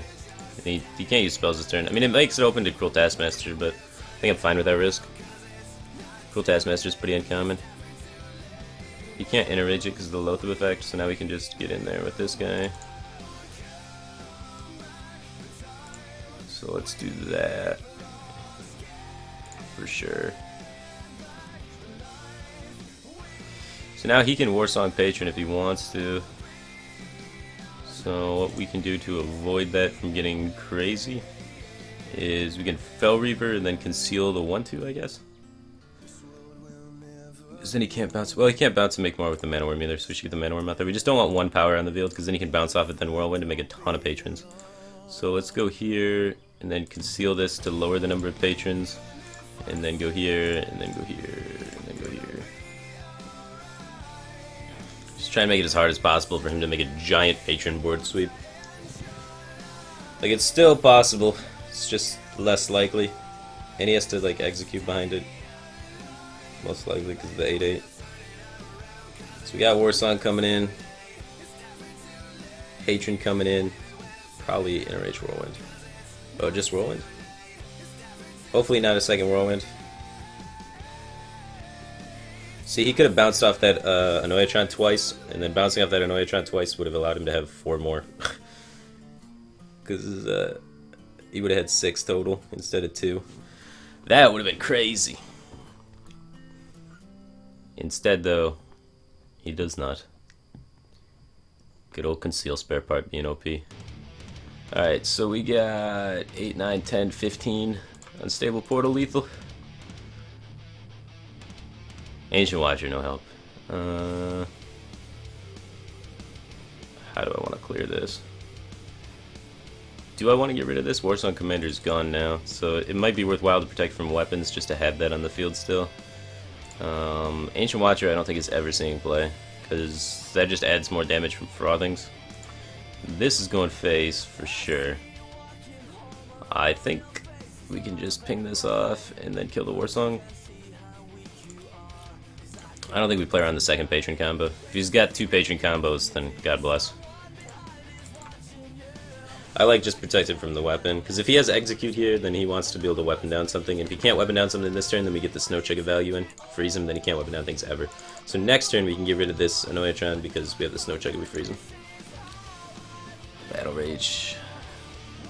He's probably going to find the execute. Hopefully we... Oh, we're milling every card.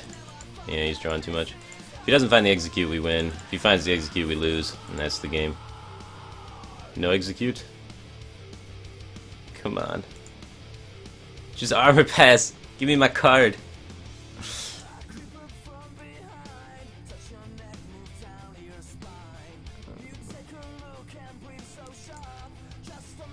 No. Don't hit it. No, you son of a bitch. Oh, last card. He gets it. Lucker dog, man. What a lucker dog. We got a chance still. A low chance, but a chance. We got a pink face, so Lothar kills him. Oh, last card. Come on, man. Wrecked so hard.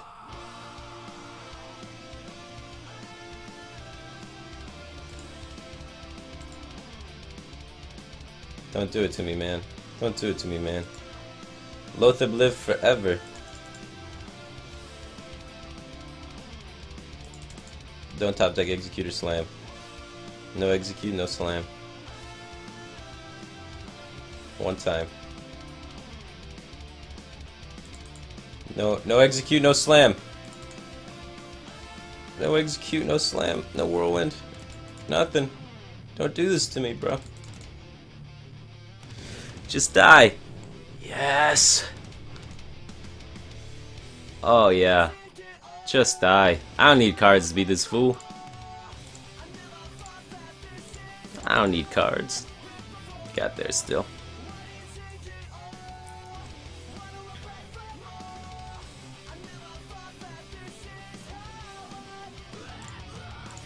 That's 1 point for the good guys. That's what's up. 1 point for the good guys. We did it. He RNG'd that execute and we didn't even care. Still got there. That's the same patron guy. We beat that patron guy twice. He's got to feel pretty salty about that. Getting farmed by the old mech mage. Alright, let's get a blast mage on 4 here. Let's do it. Manowar portal. The esports curve. Let's do it. Oh my god, I feel like Tempo Mage.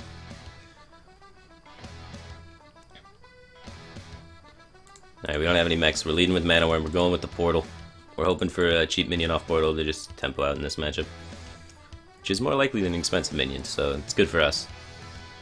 If you get something that costs 0, it's like really good. It's like a 3-drop here. We just get to throw out the 3-drop. Is nuts.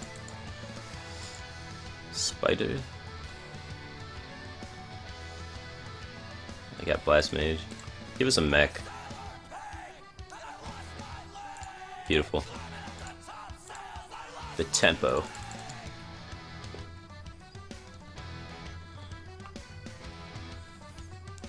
What do we see here? Quick shot. Interesting.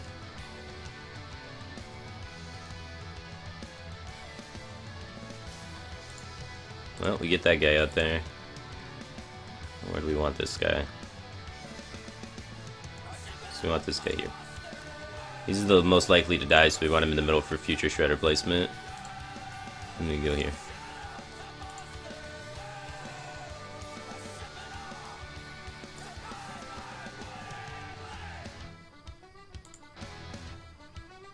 Oh, the Blast Mage comes down. We go here first. Make sure Blast Mage has highest percent chance to hit minions. Alright, where do we put this guy?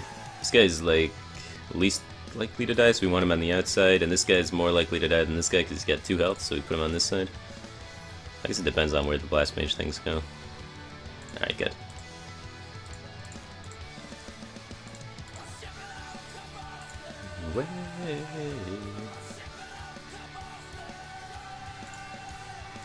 Oh yeah, that's good stuff. Alright, let's expand the board, I guess. Let's put this here, and this here, and go to the face a lot. Only thing that hurts us really is Knife Juggler Unleash, and it doesn't even hurt us that bad. Because he's dying really soon to us just pinging him to death. Especially if anything sticks.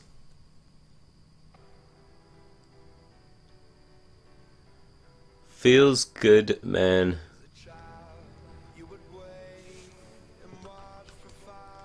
Oh yeah, the climb is real. Climb is real. Mecking all the way to legend. Mecking and wrecking. Where can I sign up for the Saturday Opens? I think Archon runs a Saturday Open. I've played in it once. Well, I tried to play in it once. They didn't let me.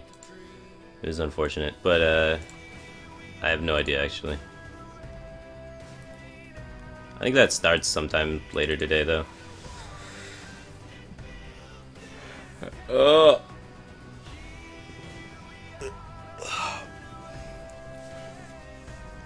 Priest? Face. The guy's playing Priest. I like it. I like it. True to his ways. Alright, like, Shredder's is really good, but really slow. I want it. I just need to hit early game with it, and then I'm fine. Close enough. Just top deck a 2-drop, and we're all set.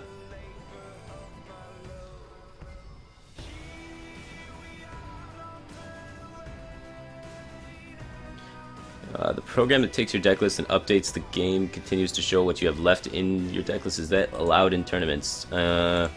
Technically on online tournaments, there's nothing that they can do to stop you from using it, but a lot of them don't like the fact that people use it.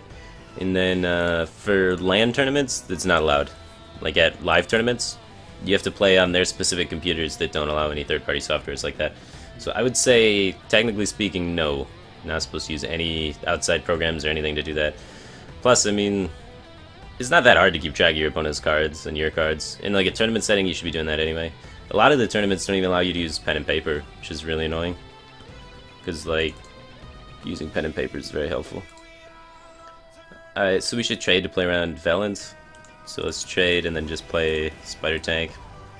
I'd really like to be able to go face there, and then if he doesn't trade, Blast Mage. But if he doesn't have Velens, he's going to trade anyway, so might as well just trade, get that out of the way. Not get blown out by Velens. So any deck trackers and stuff like that is all cheating in tournaments. I believe so anyway.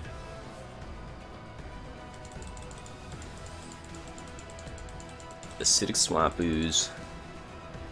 He's got that Patron tech. Let's just Blast Mage that down. Bait Death. Oh, Saw Blast. I should have hit first anyway. I don't know why I didn't hit first. But Blast Mage knew it was up.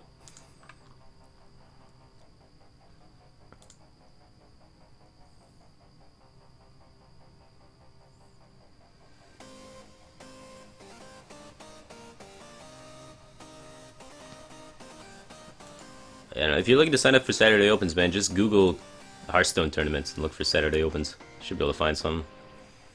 So no death was used, so potentially we could get down the Fel Reaver this turn. I kind of like using the spare part to trade up, keeping 2 minions on board that are healthy. This plays into Holy Nova too hard for my liking. So I want to do like this. Just keep pressure on. Keep the heat coming. Give him another try at trying to death it. He just drew some cards. He might feel the pressure too much and think deathing's good here. No, Lotheb's coming down. Alright, we got Mech Warper, Fel Reaver. And then trade, go phase.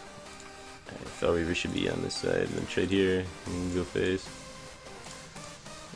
Again, I don't like ignoring it because Velen's Chosen. Card that every priest plays. Velen's Chosen plus death would be a sick turn for him, so just get that out of the way now, so he can't do that. If he has to death here, he's spending 3 mana to deal with my 4 mana card, so it's like pretty much going 1 for 1. I just lose 3 random cards from my deck, so it doesn't really matter too much. Possibly 6 random cards from my deck, but still, like, tempo-wise, keeping on curve even with Shadow or Death, which is just why Fel Reaver's insane.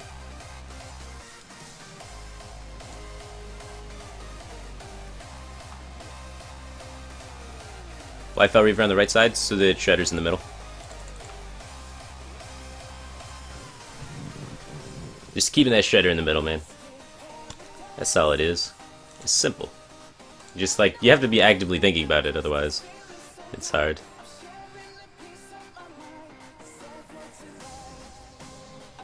Well, he was playing Freeze Priest, man. You see all that draw there? He had Gnomishes, he had Loot Hoarders. He's got double Mind Blast in that deck, so face sort of makes sense. But yeah, he's got the Loot Hoarders, he's got the Gnomishes, he's got all that draw. I was expecting some Mind Blasts coming out soon, but yeah. Not today. Tankathon Technician is sick if it lands. Annoyatron's one of the best minions for it to land on, so I'm gonna keep this curve. How did Sky Golem? The Mech Karen. Not the greatest against Druid. Unless you have an explosive start. We're not looking at any sort of Mech Warper start, so we don't really want this card yet. Hopefully, we find a Mech Warper though.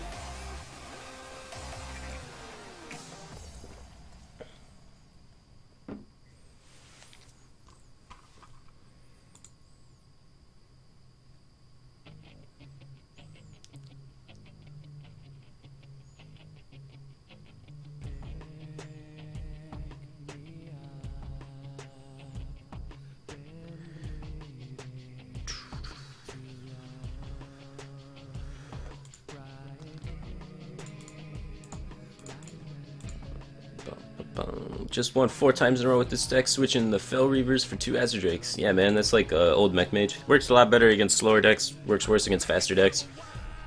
But yeah, solid change. I just usually verse Hunters, so I like that 8/8 body to help me race face Hunters a lot more than the 4/4 draw card. Also, Fel Reaver usually sticks, and then I can Blast Mage, which is pretty beautiful. Because sometimes getting the Blast Mage proc is hard, but with things like Sky Golem and Fel Reaver, you can like always get that Blast Mage value. I think this is better than playing the Mech Warper. Just in case second Wrath. He coined a Wrath, so he might have a second Wrath. And then this way I can just Tinkertown Technician still. It just helps me get my Tinkertown Technician down more safely. Mech Warper is just too YOLO. Too YOLO. Into second Wrath. What are we seeing here? You don't have Fel Reaver. Aw, then you just play any swaps for piloted Sky Golem. Yeah, if you need to swap out Sky Golem, if you have Antonitis, throw Antonitis in there. He's pretty good. You can throw in Toshli, especially if you have Antonitis in there. You can throw in an Azure Drake for that slot too. That'd be fine. You can throw in a Belcher. Belcher's fine. Just like any high value minion will do. It's basically the whole idea of this is mech and gets a boatload of value. That's about it. You could literally throw in Karen there. Just it's just a value minion. It's just depending on what your portal gets, how you want to play the game and stuff. And just having enough value minions to go with Fel Reavers, so when you do mill your entire deck, occasionally you don't really care because you have one value minion in your hand and can push out the rest of the game with just that minion.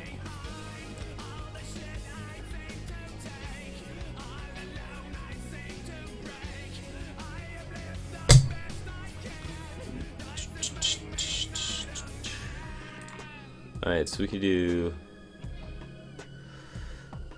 this and this. I don't see any reason to trade because then his 1/2 just trades with my 4/4, so I think we just pass here. We'll let him initiate the trades. If he swipes, then he can't like hero power this down, so he's still got to run this in there. So it's okay. But hopefully he doesn't have swipe here. Hopefully we can push through this and develop a Sky Golem next turn. The dream.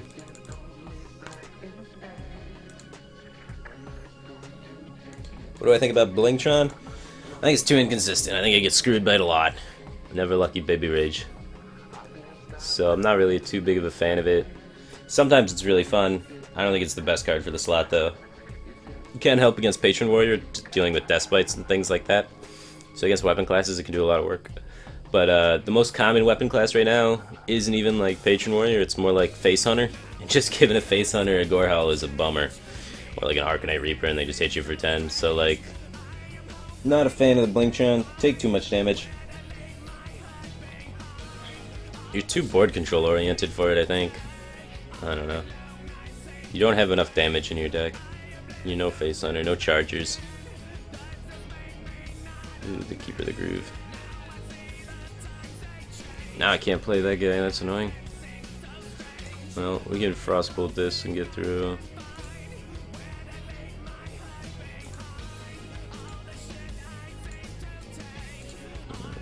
We could buff this up so it doesn't die to a potential second keeper. And use pink face. Pretty weak turn for us though. A lot of 5-drops could be really annoying.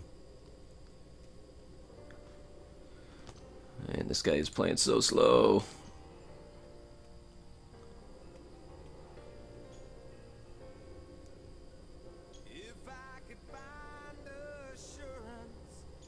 Why is this deck better than Tempo Mage? This is more minion based than Tempo Mage. Tempo Mage is much more inconsistent because it's got way more removal. Whereas this one can rely more heavily on minions so you can get a consistent effect. So that's why I like it a little bit more. There's definitely arguments for both decks being good. I don't know if there's any adjacent buffs out of this, but let's put it in the middle just in case. I don't think there are.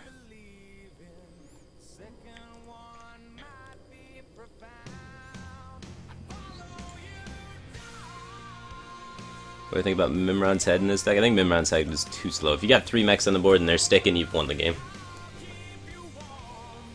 Because they're going to hit him in the face for about 10, and then you're probably going to have like fireballs and frostbolts and stuff, so... just a bit too slow for its cost. Could be interesting though, because it forces them to deal with it, so it's sort of like a super taunt, but at the same time, they don't actually have to deal with it, they have to deal with any of your board, because they just have to kill 1 mech and then it doesn't proc. Yeah. Seems too easy to deal with for its effect, like I mean, you win the game if it goes off, but like, you're probably playing 10 games and it's going off 1, so it's a win condition that has 10% chance to work, and then like, you play it just to get that one time where you get the guy. Oh man, we just got a shitty 4-drop. That sucks. And then if you get it, you win that game, and then you stop playing the deck, and you just have that one win to say you won with Mimron's Head. That is a bummer, man. Got like one of the shittiest 4-drops. Ah, Mech Karen not pulling his weight. We should just play real Karen.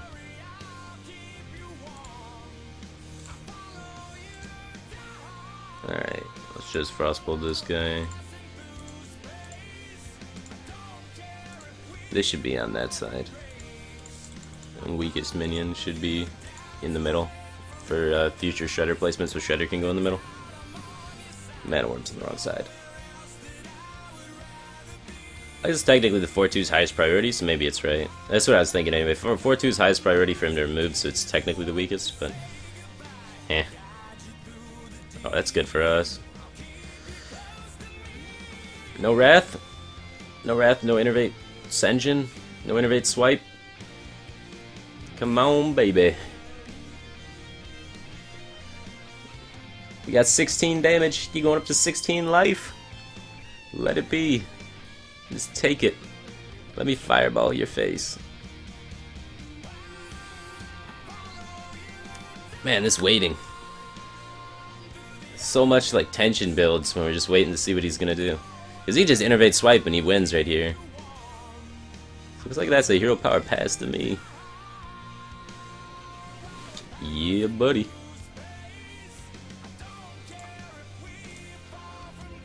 Mana Worm doing work.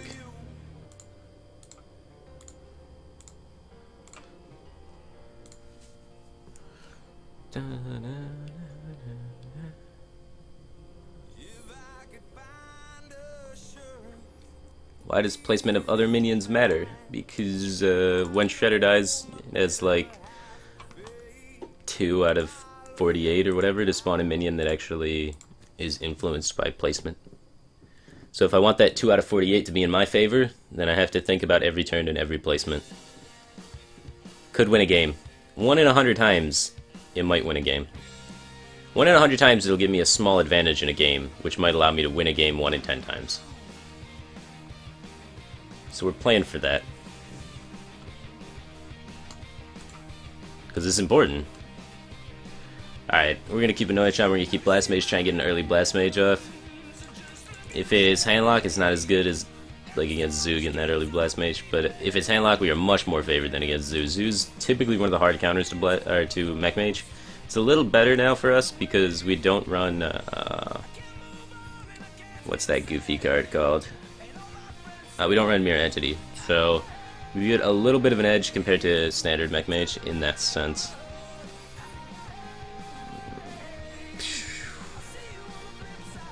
I think we pass. We're gonna try and set up a big mech warp return. So next time we're gonna frostbolt, and then we're going to mech warper coin Anoyatron, and then try and make sure the mech warper sticks, and then shredder. So that tap was huge for us because now that's gonna allow our Anoyatron to stick a lot better. All right, so we frostbolt, and then we can go mech warper. Well, we could just go mech warper coin Anoyatron this turn, because then he can't implosion the mech warper. There's like no way he gets through without owl. Yeah, this seems solid. And then next turn we can just drop a shredder since he tapped there. The original plan was frostbolting it, but he tapped. The dream. Dream tap. Tapping again? Oh, knife juggler. Oh, jeez, oh no. Whiff. He hit. He did not whiff. He didn't listen. Alright, that's good. That caused 0. Let's play that. Well, honestly, Anoyatron's not terrible on this board. We'd set up 2 trades. And hopefully have a... Since we have like 1 health minions and stuff, it's better, I think, to remove the juggler this turn. These set up the trades fine. We have Blast Mage coming down next turn. Could be okay if he... Like, if he wants to implosion here, then we're gonna have Blast Mage on the backswing, thanks to our Clockwork Gnome that we were able to top deck there. Yeah, so this worked out very well. Set up this... Bait that implosion just to shut it down. Oh yeah. Oh yeah, hit all of them. Blast Mage. Good Blast Mage. Alright, no second implosion. If he implosions again for 4, we're screwed. Man, these Voidwalkers though. Playing Voidwalker there kind of makes me think he's got another mech in his hand. Let's put this in the middle placement. And just go here, go face. He's probably gonna pull out a mech here. I mean, pull out a demon here. And we're gonna deal with like 2 Doom Guards or something dumb. And get wrecked. But we got a chance, we got a chance, we got a chance.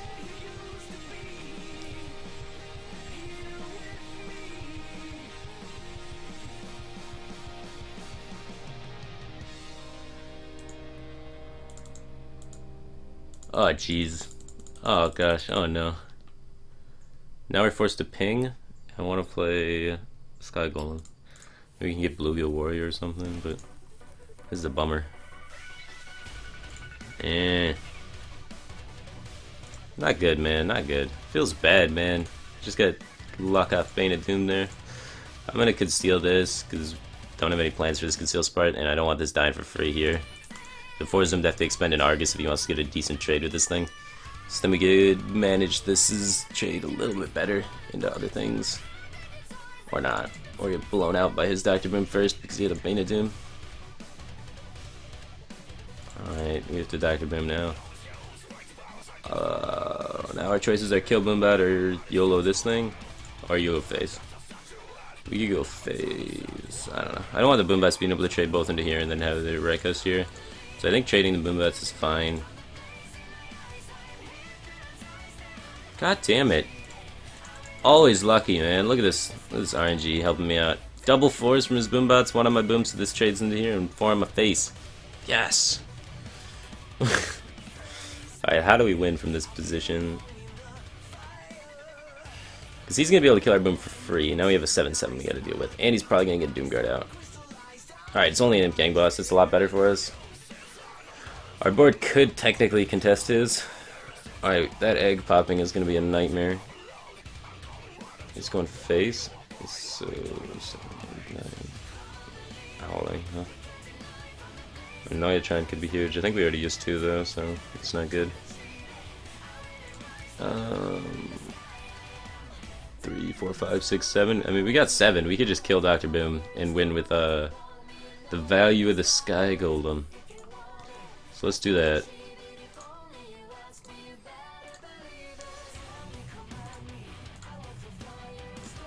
Don't pop this egg. Don't play Mal'Ganis.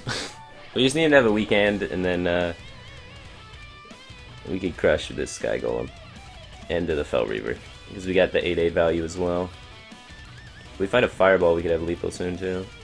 Oh, got blown out by that PO.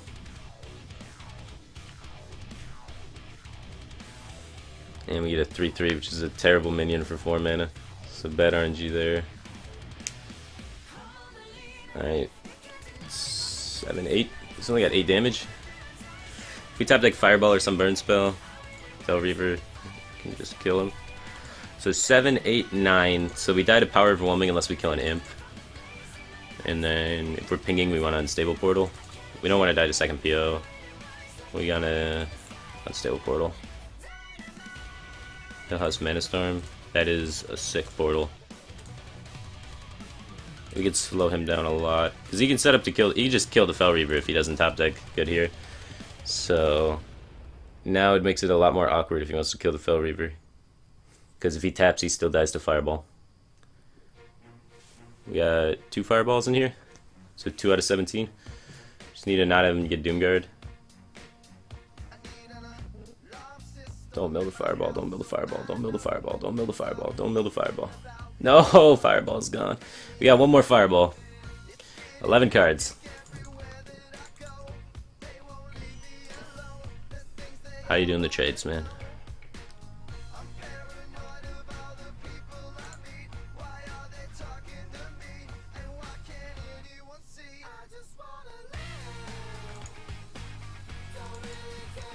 Frostbolt?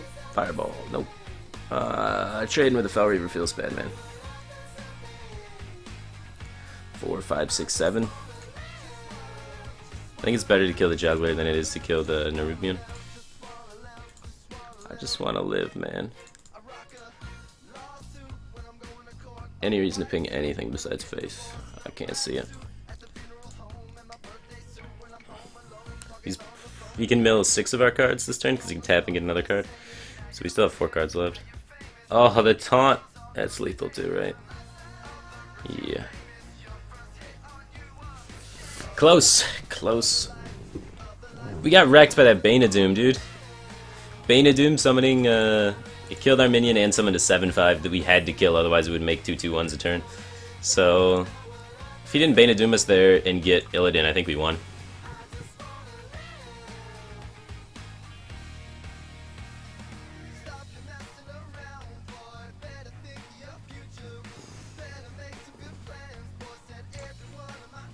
Mr. Yakut just subscribed. Thanks for subscribing, Mr. Yakut. I really appreciate it.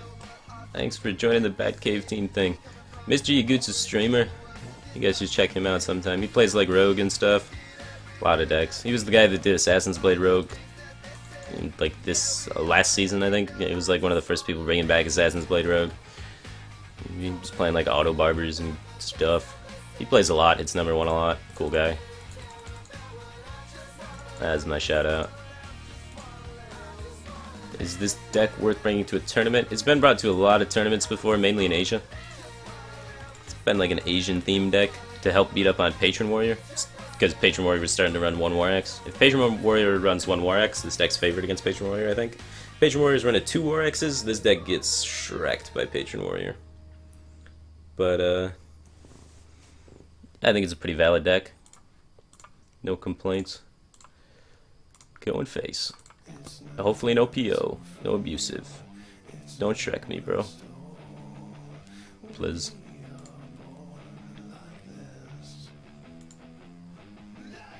Got Shreked. Alright, so we just tank your town, take value trade. Set up a 4/4 to deal with it. Get some value here, get some value there. This would be frozen if he takes out, if he takes the value trade, so it's not that bad for us. Yeah, he's forced to take inefficient trades. I like getting more minions on the field.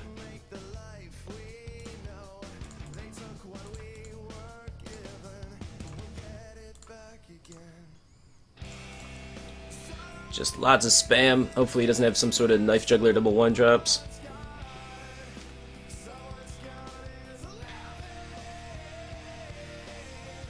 Implosion. Where's my Blast Mage? Oh, it's only 2. I still want Blast Mage. Blast Mage off the top? Nothing. Alright, we have to develop Shredder here. And we're gonna take value here, I guess. And then just go face for 4. I guess I just conceal one of these. Could conceal this so he can't abusive into it. Might be better. Yeah. Conceal one of these. He goes there, and then hopefully he doesn't have second abusive, so then it's forced to go there, and then we have a 2-1 sticks, because this doesn't have anything really to trade into unless it wants to run into one of those, and we can ping it. Also just helps guarantee a mech to stick in case we top deck Blast Mage. 2 out of 22, 1 in 11. Maybe hit Blast Mage, sometimes lucky. Shredder not in middle. Oh my god, I messed up. Wasn't thinking. I was focusing too much on other shit. Misplays, misplays. Hopefully it doesn't cost us the game. But it's going to be amazing though, because I've been focusing on Shredder placement so much, and then this one's going to cost me the game. Like watch, this Shredder placement right here. The one I finally messed up. Oh, he sizes it, doesn't even matter. This guy's hand is crazy. Alright, he's at 19. That's not even near enough for us to focus all face, but you never know. Alright, we got the Blast Mage. So the Conceal Spare Part worked. We can Frostbolt first, and hopefully get a full board clear here. Or, yeah, we can't trade first. We can't trade first. This is it's our mech. Alright, full board clear one time, every time. All day or day. Damn. Do I kill this player on second power overwhelming? That's the question. Or do I push the 2 face damage? I think 2 face damage is more relevant at this point. We're so far behind, he's got 4 cards, we have none. So I'm gonna push the face damage and pray. He's already used 1 implosion, 1 power overwhelming. So he would need a combination of like abusive plus something, or the second power overwhelming, or implosion number 2. So he's got limited ways that he can actually remove this using that 1/1. We're just gonna pray and hope a little bit. Because we're gonna start pinging off face soon. Second power overwhelming, we got blown out. Wrecked. 2 damage was not worth. Punished for greed. Alright, let's go here, get a Conceal Spare Part.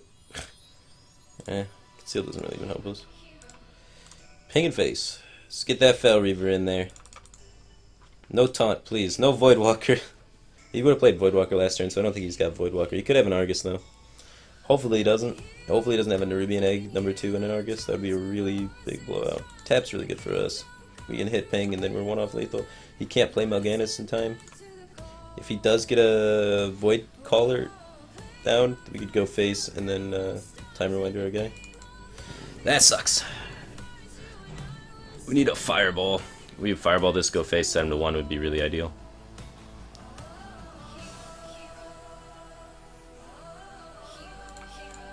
That sucks. Weak top deck is weak. Still can't play Mal'Ganis yet, so we got some chances here. He doesn't have any more POs left, so killing this 8/7 should be hard. Hopefully he doesn't have Argus or a second Voidwalker. 2 Argus, 1 Voidwalker.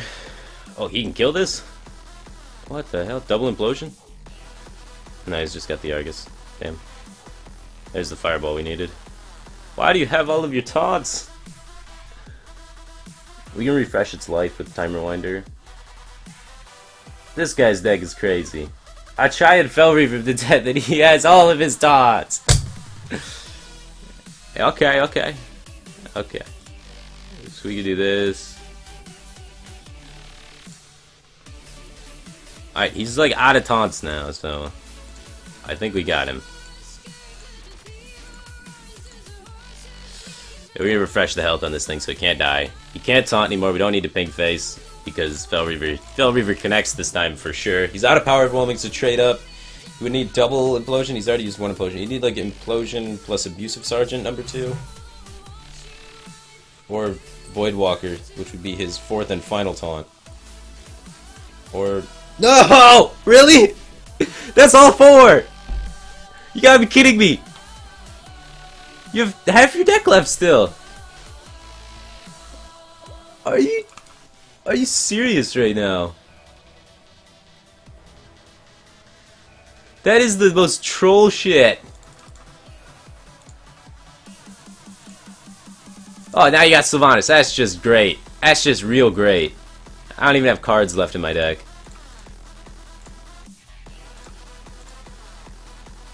Alright. Fel Reaver's a good card. He needed 4 taunts there. That is... What the hell? That is so unlucky. Are you kidding me? That's twice now I just got RNG'd out of games. 2 games in a row I just got fucking RNG'd out by bullshit. Wow. Esports, man. I got esported so hard.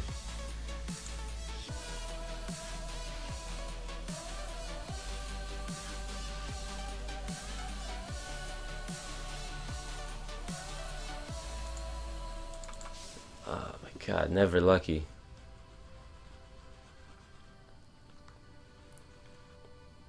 Alright, solid hand, solid hand. We can do this. Keeping the mechs, keeping the blast mage, getting in there. We can go coin anyway, trying to hit a mech warper into shredder. There's no reason to go coin mech warper first because we don't have a spider tank or anything that benefits from it. If we tap the spider tank, we go coin mech warper. Because then we can go mech warper into spider tank if he doesn't answer it. But if he has war X or something, we want to lead with an Oitron.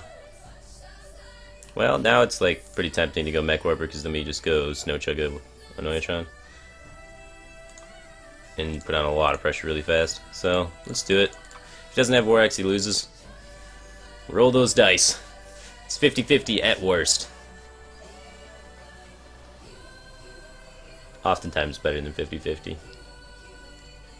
So, I think we win a majority of the time with this play. No inner rage? Alright, we're ahead. He doesn't have War X, so maybe I could play this, but I don't think there's any reason to play that. I think just getting more mechs on the table is better. We don't have any spells in hand. And if he does top deck War X, want this guy in play anyway. They're both 1 power. Might as well get it out there. This one costs 2. We're playing it for 1. Get the discount. Buy it while it's on sale. Holy crap. Whirlwind Execute was pretty strong there for him. Need a 3-drop. Keep the pressure going. Well, that's the card. That should be in the middle. Mana Worm should be on the right side. Weakest minion should be in the middle for future shredder placement. I've shredded in my hand, I messed that up. That's silly. Oh man. Now we have to play shredder over Blast Mage because otherwise the Whirlwind effect just blows us out. Which is unfortunate because we don't have any mechs in our hand for benefiting the Blast Mage, so it would have been nice kind of to get the 4 damage there, but I think having a 2-drop stick's more relevant than 4 damage. Because otherwise he just swings into Blast Mage and it kills everything.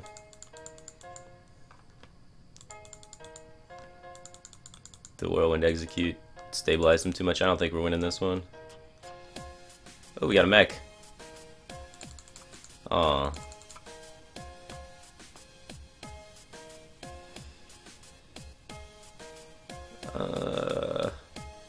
If we trade, they both die. If we unstable portal Rusty Horn, we can get through it, but it's ugly. Is keeping that thing alive worth not playing a Blast Mage this turn? We get unstable portal, so maybe. We'll try it. Salty Dog. Can't really play that this turn either. Do I actually want something taunted? I guess I can taunt this, I don't think it matters. Might come in handy to have a small creature taunted. Then we just go here, ping there. Lose the game.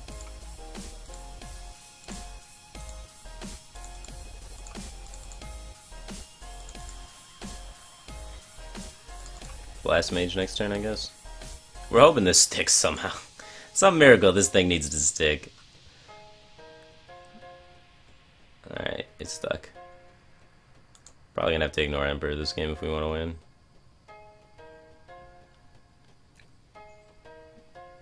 So, all 4 hit Emperor, and then we ping it. Or we play Salty Dog and go face and pray.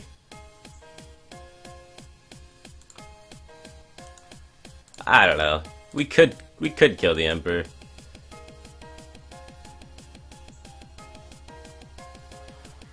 I don't know. I don't know if it's worth. I mean, we got this Fel Reaver. He's used 1 execute. Fine. I don't know. I was wishy-washy on that play. That's my bad.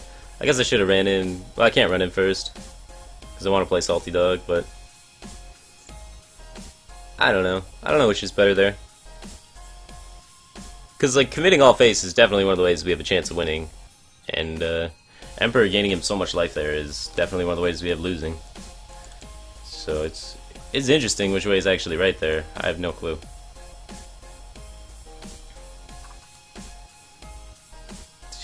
Fel Reaver looks better than Tinkertown Technician value. Just gotta have second execute to deal with it, so... He didn't execute Salty Dog, so we're gonna assume he doesn't have it. Try and get lethal.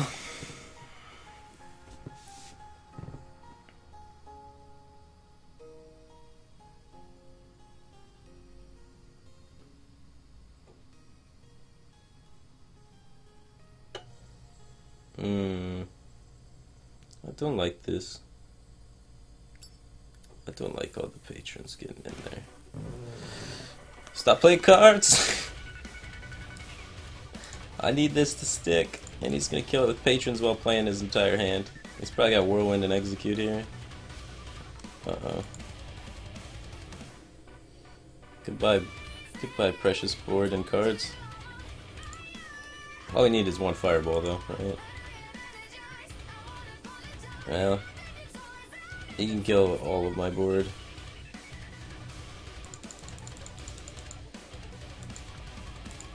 And still have a patron up.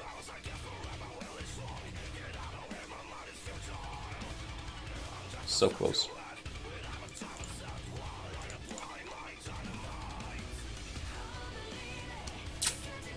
Can't even kill this thing.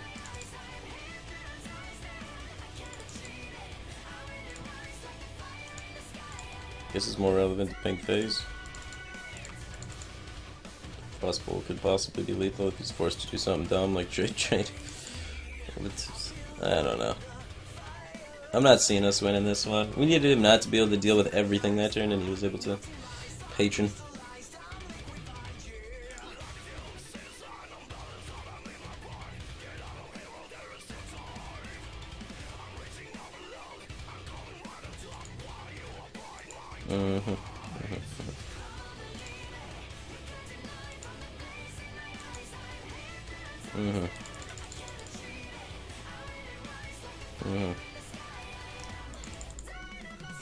So close. So close.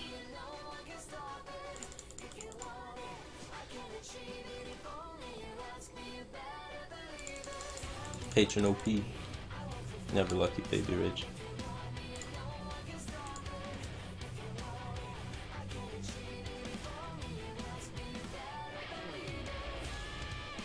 I thought we played good that game. Did what we could. He had that one turn where he messed up Shredder placement. Didn't end up mattering, but that was like the only spot I saw that we could really improve that game. Thought everything else was pretty solid. We had another shot at Patron Warrior here, it looks like. I don't think keeping the 1-drop's worth. We need to find like Mech Warper, things like that. 2-drops. We want to coin a 2-drop into 2-drop generally. Snow Truck is pretty good. But with this curve, I think we want to go 1-2, coin 4. 3-2 is pretty solid.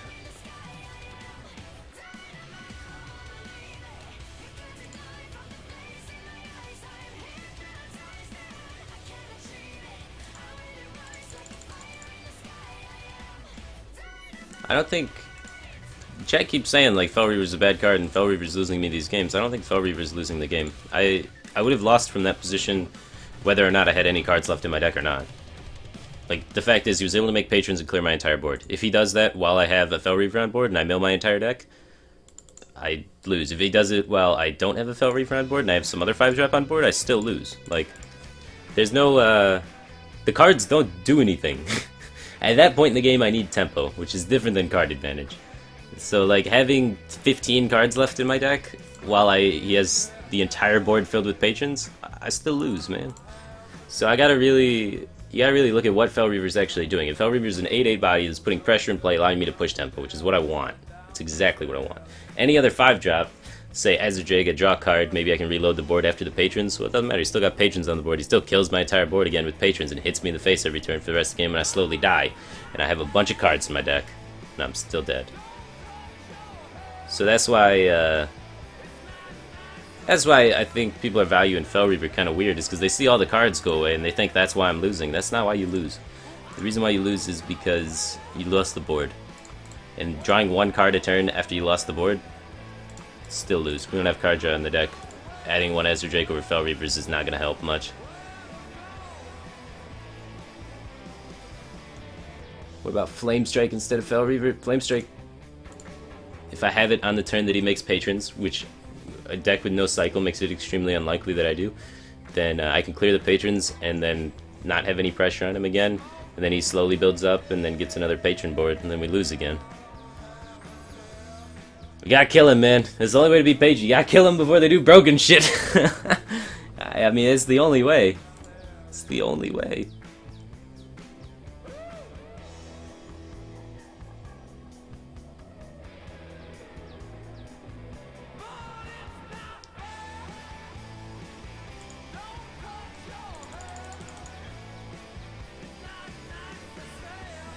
Alright, let's do... I guess we killed the Acolyte. Seems fine. Then put this down here closer to the Shredder because it's a weaker minion, so if Flame Tank Totem or something buffs up, it comes off this, we can trade this in and then also get the buff on this. And that goes there.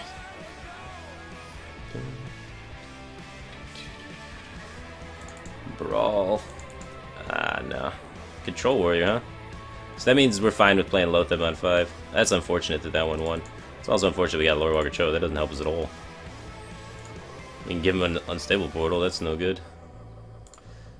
What a weird card. Don't want to give him Fireballs.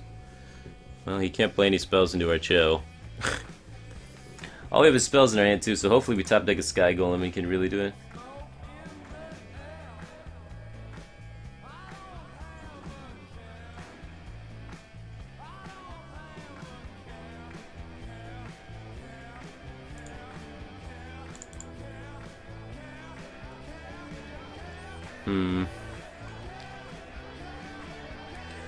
Well, let's see how good Warrior with Unstable Portals is. I mean, he's got to kill Cho before he can Unstable Portal, because otherwise he just gives it back to me. Should we protect Cho? I think we should use Cho as bait here. Cho can eat a weapon charge. I want Cho to die. So I don't really like him. I want to be able to fireball the face. If Cho's eating a weapon charge, I'm happy.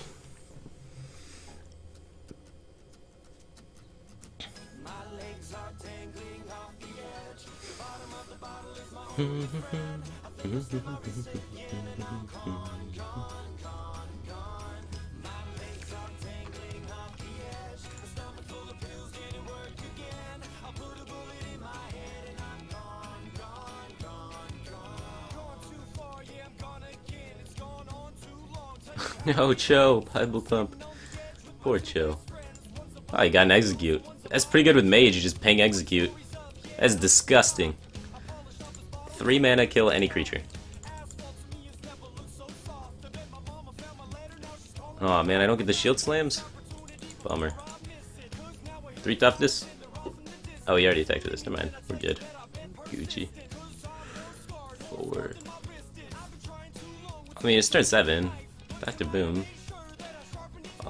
Is it worth protecting my 2-2? I mean, it turns into a 3-2, so is it worth protecting my 3-2 with a 2-3? Probably. Most control warriors don't run Whirlwind anyway, so I think it's okay.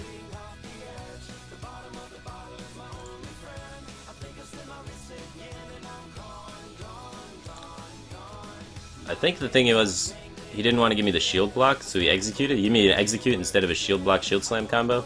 So it makes sense, kinda. It's really hard to tell which one's better to give me. But if he gives me shield block shield slam, he gets to kill this with his Taskmaster. No, because he has to use Taskmaster to proc execute anyway, so it makes sense. Ish. 7, 8, 9, 10, 11.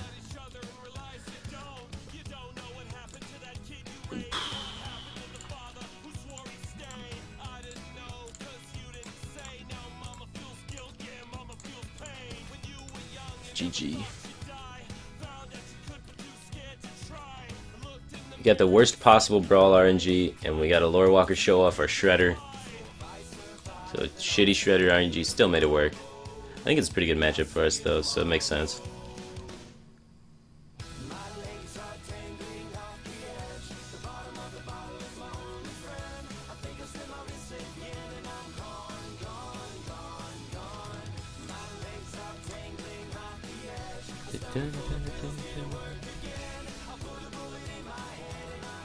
Alright, let's get in there. Grinding away. Queuing back up. Rogue. Kind of a 50-50 matchup. Kinda. Not having Mirror Entity, I don't know if it's a downside or an upside actually in this matchup. A lot of matchups it's like you can clearly tell if it's a downside or an upside, like against Zoo and against Druid, you just kind of know. But against Rogue, like sometimes Mirror Entity is really good, sometimes it's really bad, because like it's really good early. You can slow them down a lot early, and then like late game, eventually it's really useless because you're just playing Mirror Entity, and then they just play anything into Mirror Entity and then Blade Flurry. So it's kind of interesting how it changes the matchup a little bit. Because normally, like, you want to lock down their 4-drop slot with it, but you really can't anymore because I don't run it. So them having 4-drops is sometimes a huge problem. Alright, let's see if we can do something good here. Yes, Lothib into the Nefarian Curve. I love it. I love it. Alright, Coin Deadly. No Coin Deadly, huh? I mean, I'm having fun East Portal and stuff. He didn't have Deadly, so I guess we're okay. Oh, Illidan with spare parts? Yes, please. Oh, Portal's so much fun. Portal could do some fun stuff, man. These are some East Portals, boys. Oh my god. Alright, I need more spare parts for Illidan, right? At the same time, I want to just trade in Ping. I want to trade Ping play Neutron, probably.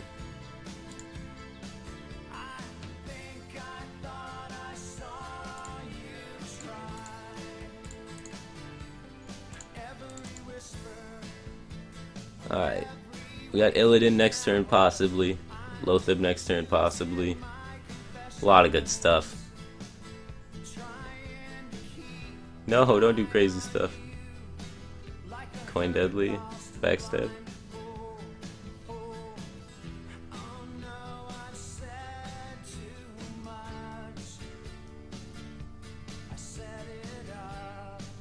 Holy crap. Prep Flurry?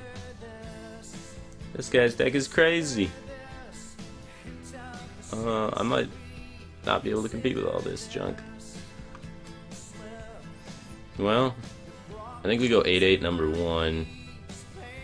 We have enough good cards in our deck that I think we can mill about 15 to 20 of our other cards and still win. So we try this first, and then see where it takes us. Maybe get a sap out of the way for Nefarian. Maybe force him to sink some things into this. He only has 4 cards. Wow, we lost the other Fel Reaver, that kind of sucks. This Necrobib sucks. 1-drop we don't care about.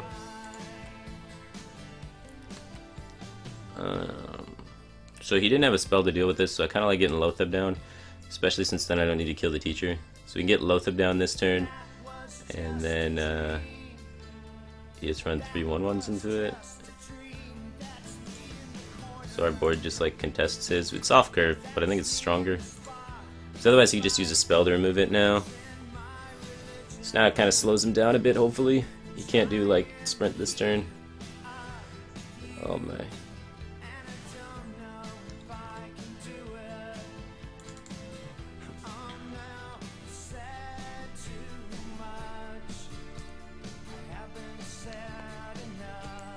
Alright, and now we can re-Lothib him.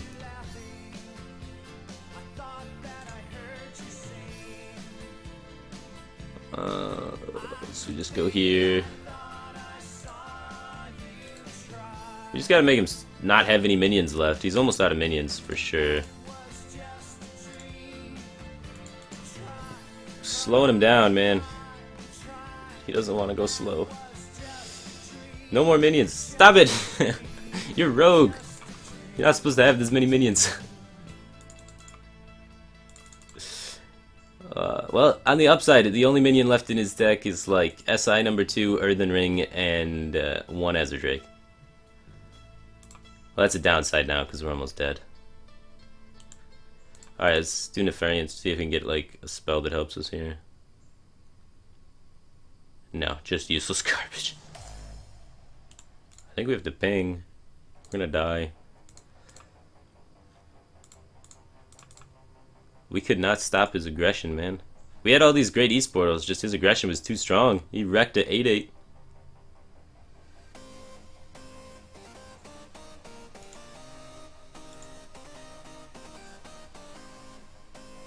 Oh, we're dead.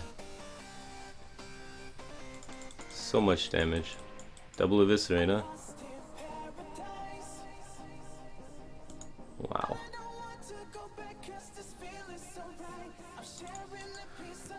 Normally, like when you play Lotheb against Rogue, they miss their turn because they don't have any minions to play. Played Lotheb twice, he had the best minion possible both turns. What a god. Never lucky, Baby Rage. If we had him miss one turn, then we had him because we'd be able to just stabilize the board easy. Rogue too strong, too many minions. When Rogue gets the nuts, man, you lose. That's just straight up. Rogue's one of those decks that's like inconsistent, but when it hits its nuts, dude, it just beats everything. Even more so than this deck. Like this deck can have some nuts Mech Warper openings, but Rogue can hit much better nuts. And that's why Rogue's like oftentimes considered a tier 1 deck. Alright, let's try and find some early game mechs. Mech Warper one time. Cogmaster's good. Cogmaster and Oyatron Coin Blast Mage. The curve.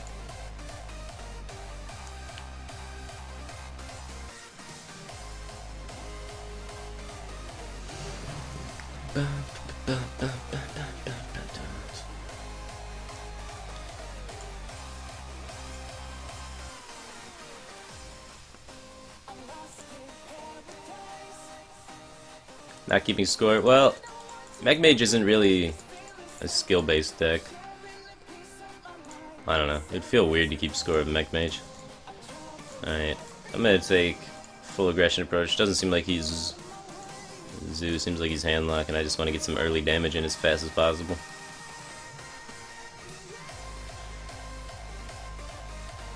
Oh.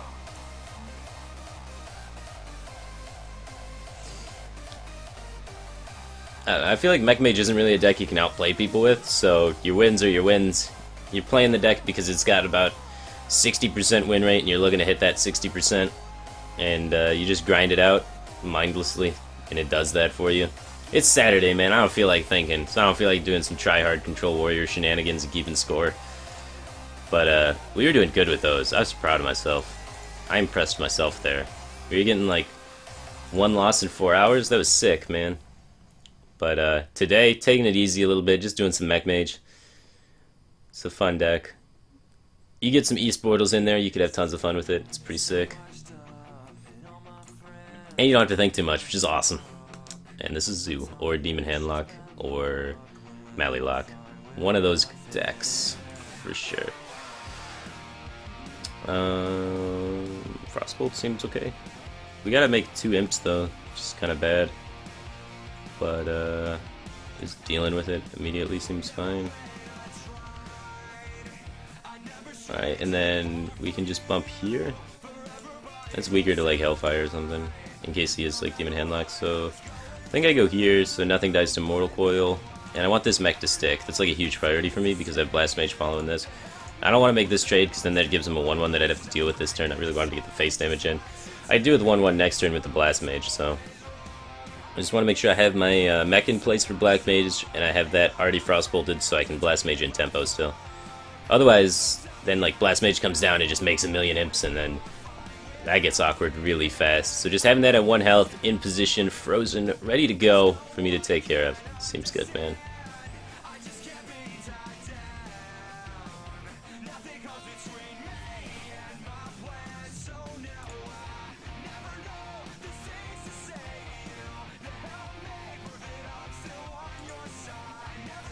Zoo. Zoo boys. Alright, let's go here. And Blast Mage. Hit that imp. Damn. Alright, we're gonna keep the Divine Shield up. Divine Shield's pretty relevant. It's our only mech. We want that around for second Blast Mage. Depending on what he does, though, we might just Loatheb. So he can't use spells like Knife Juggler Implosion to try and come back. Uh-oh. Looks like we got a Blast Mage. Well, 8, 9, 10. Wait, do we have lethal? Let's just go face. Alright, so we got 3, 4, 5, 6. So not lethal, we're 2 off. So let's just Blast Mage. Solid.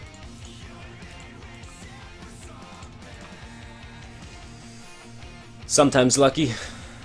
That Zoo had a really bad start, which helped me a lot to win the game. Normally Zoo's a pretty tough matchup. It's a lot better now that I'm not running Mirror Entity, because Mirror Entity did nothing against Zoo, but still not the easiest of matchups. Would prefer something a bit slower. Can't always get what you want though. Gotta work your way through the bad matchups.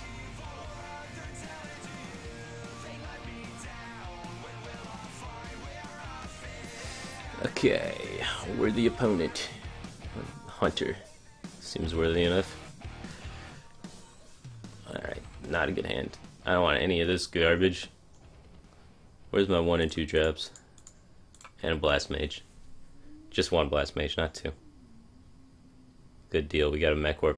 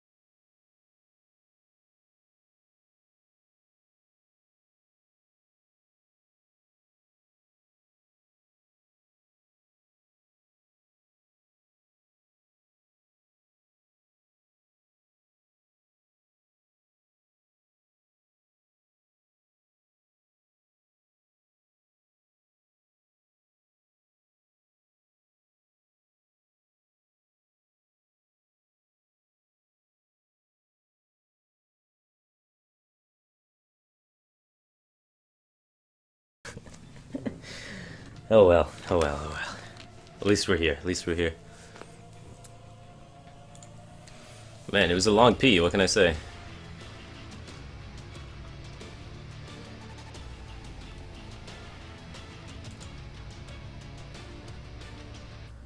Alright. The Mage Mirror. Hopefully this is not Freeze Mage, because Freeze Mage is a real bummer. Sometimes you can get an early Fel Reaver and win though. Let's look for the mechs. Oh, that's the mechs. We got the mechs.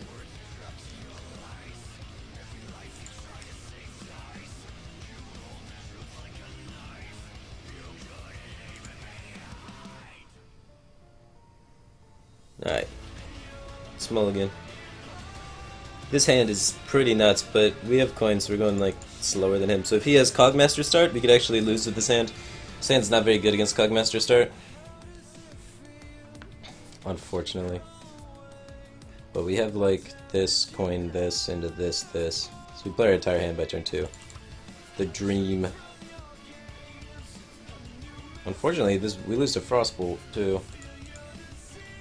Because we just Frostbolt this and then run into the other thing and we're dead. No Frostbolt one time. Because if he Frostbolts, he just Frostbolts this straight Slayer. If he doesn't have it, we're good. We could have coined Mech Warper, but that puts us in the exact same spot. He just Frostbolts it and runs in. And then if he doesn't have it, we don't get much of a benefit, so... It's okay, it's okay.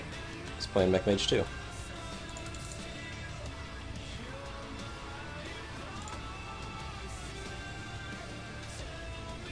I think this is better just because we get to play this for free. Just the tempo of getting both of those out's really solid. Unfortunately, this just dies for free. They didn't have a spell last turn, hopefully he doesn't have Frostbolt still. No top deck Frostbolt, we're in good shape to take the game. He doesn't have a mech in play either, so like TTT is disabled. This is going to give us the spare part to buff this up to 4 to trade with that. That's good. We have Frostbolt too. We get Frostbolt and not kill it, but that's extremely weak to Blast Mage. So we're gonna just get the portal down here. Go face. Cloak Field, trade. Probably. Yeah. Seems fine. Disable Blast Mage for him. Get a Fel Reaver down next turn. We have silence for the Fel Reaver. We don't have to mill our entire deck. Or we could silence his Shredder and kill it. If he plays one, yeah. As long as he's Shredder and killing it seems really solid. And then we have Blast Mage to follow that up.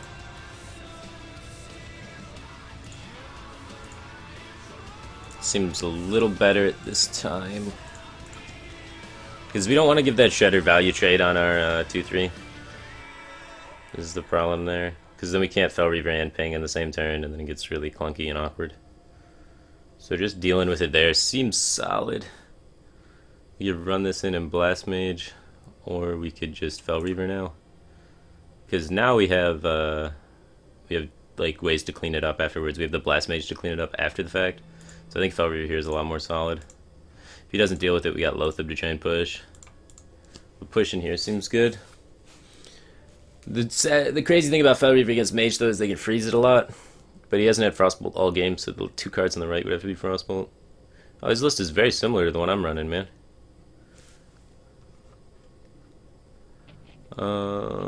Since he didn't answer it, we could just try and Loatheb, but we have 2 Blast Mages, so I want a Blast Mage. I want to try and snipe the Loatheb here. It's greedy, but I want to go for it. Yeah, I think it's worth trying. What a snipe! And then we just push face here. We lock him out with Loatheb next turn, then just win. Fel Reaver wins again. Twitch chat gonna hate. Haters gonna hate.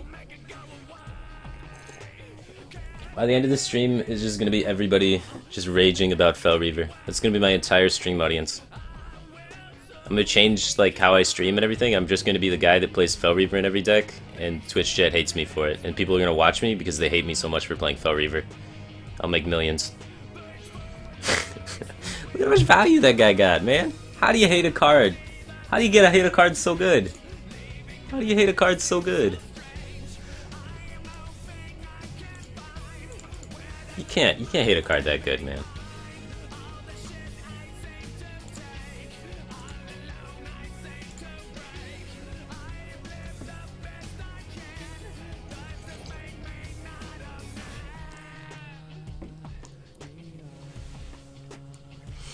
Alright, we're doing good, we're doing good.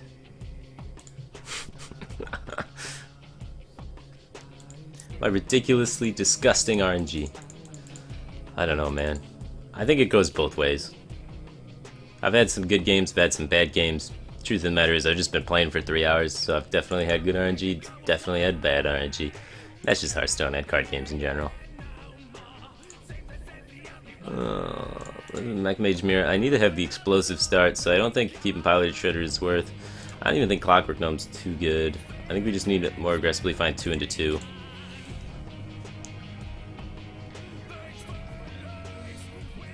Well, Clockwork Gnome is really good with Mana Worm, so if we had known we would mulligan into exactly Mana Worm, it would have been solid. We have a really weak hand. Wow, so does he? He didn't have anything? Since he didn't have anything, we can get away with playing a 1-drop here and then coining into a Spider Tank and then playing another Spider Tank. Spider Tank's really good because it contests all the 2-drops pretty well. Oh, sick. Wait, did he change to Freeze Mage? Because this is the same guy, right? Yeah, it's the same guy. Hopefully he didn't change to Freeze Mage. We could get blown out here. I still want a Spider Tank here. Let's just go Spider Tank into Spider Tank. Good curve. If he has Tinkertown Technician as his 3, we win. Just setting up a situation where we could win the game instantly is good. If he has Spider Tank, then it's fine. We can just play another Spider Tank, he can trade, whatever. Well, now we can actually just do that. Do a Noyatron Cogmaster. More power and play faster, it's really good. Then we have the ability to go face. We're a little worried about Blast Mage, but hopefully our Spider Tank's able to absorb most of the shots of the Blast Mage. And then we can use our Spider Tank to trade with his stuff. After it's already eaten most of the blast fire.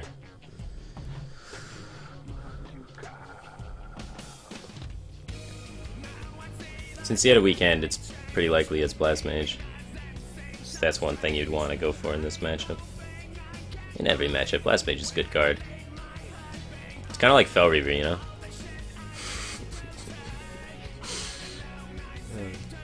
I have too much fun with that. Follow curve.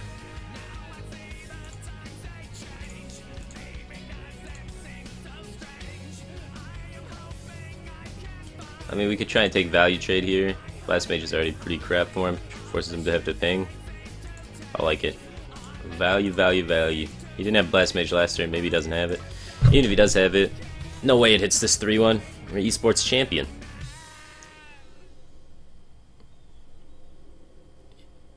Are we gonna roll the dice? Here it comes. Nope. I was excited. I was like, RG magic. Aw, thanks, Gara. I appreciate that. I don't have a keyboard right now, otherwise I'd type back to you, but I lost it. I play Hearthstone, I don't really need one.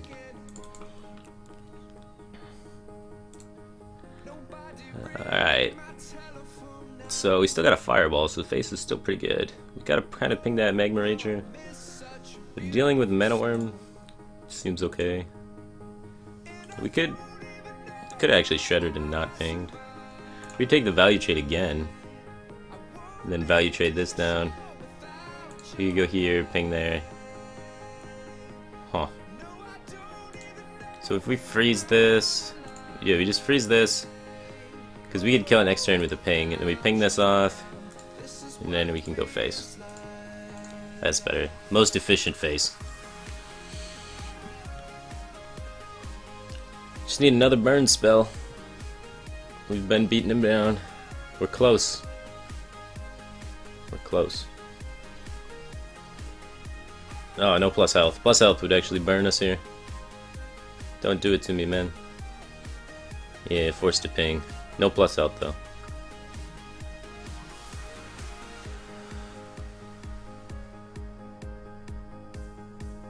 Alright, we could go for board control.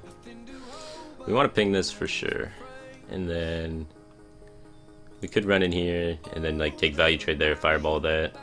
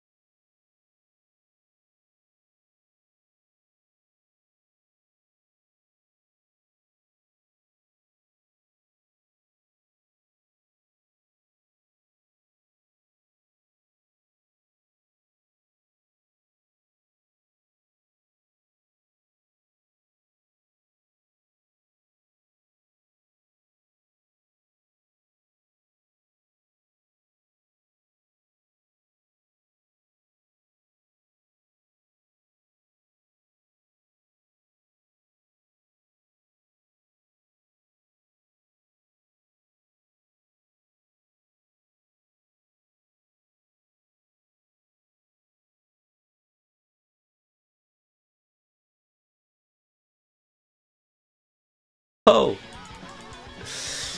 So anti-aggro, man. I'm trying to smork you. Just let it be. Alright, attempt 2. Attempt 2. Add the smork.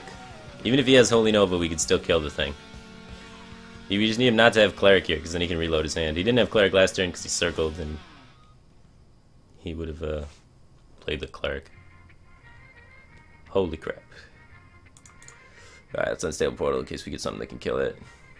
Wild Pyro. Nothing.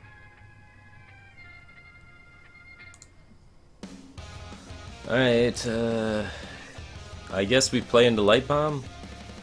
At this point, YOLO, right? These cards are not gonna help us after the fact anyway. Like, if those are some sort of more valuable minions, sure, hold on to them. But, they don't do crap.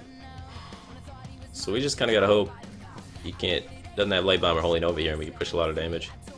The Boom, on the other hand, that's a valuable minion. We could hold that behind if he doesn't AoE. Alright, here comes Boxing. Ooh, sets up a Holy Nova with the box. Alright, this doesn't die to Holy Nova. It's also not a huge overcommitment. Let's get rid of this, because this is going to kill our whole entire own board. That's just silly. When we're trying to fireball him in the face or whatever. Hold back Boom for Light Bomb. We're very ahead now, but this guy's deck, man. Double Zombie Chow, Death Lord, Shadow Boxers, Holy Smites. He does not want to lose to aggro. So this has got to be very tilting for him.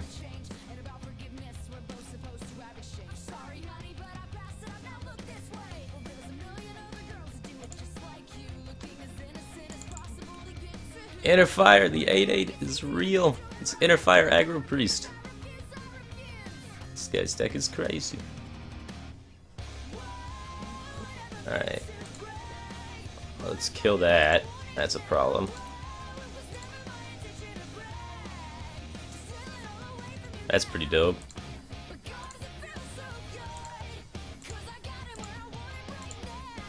Alright, let's hold back the second Fel Reaver, because Light Bomb and stuff. We have lethal set up.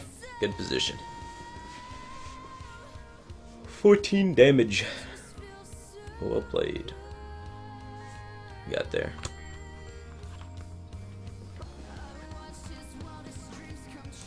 Deathlord Priest can't stop the Smork. No one can stop the Smork. Double Fel Reaver, no balls. Should've YOLO'd it, should've YOLO'd it. We had Dr. Boom to follow up, like, it just looks funny. Then you could build my entire deck and then Light Bomb. God, that'd been good. And then we play Boom and still kill him. That would be a lot of BM. That'd be good stuff.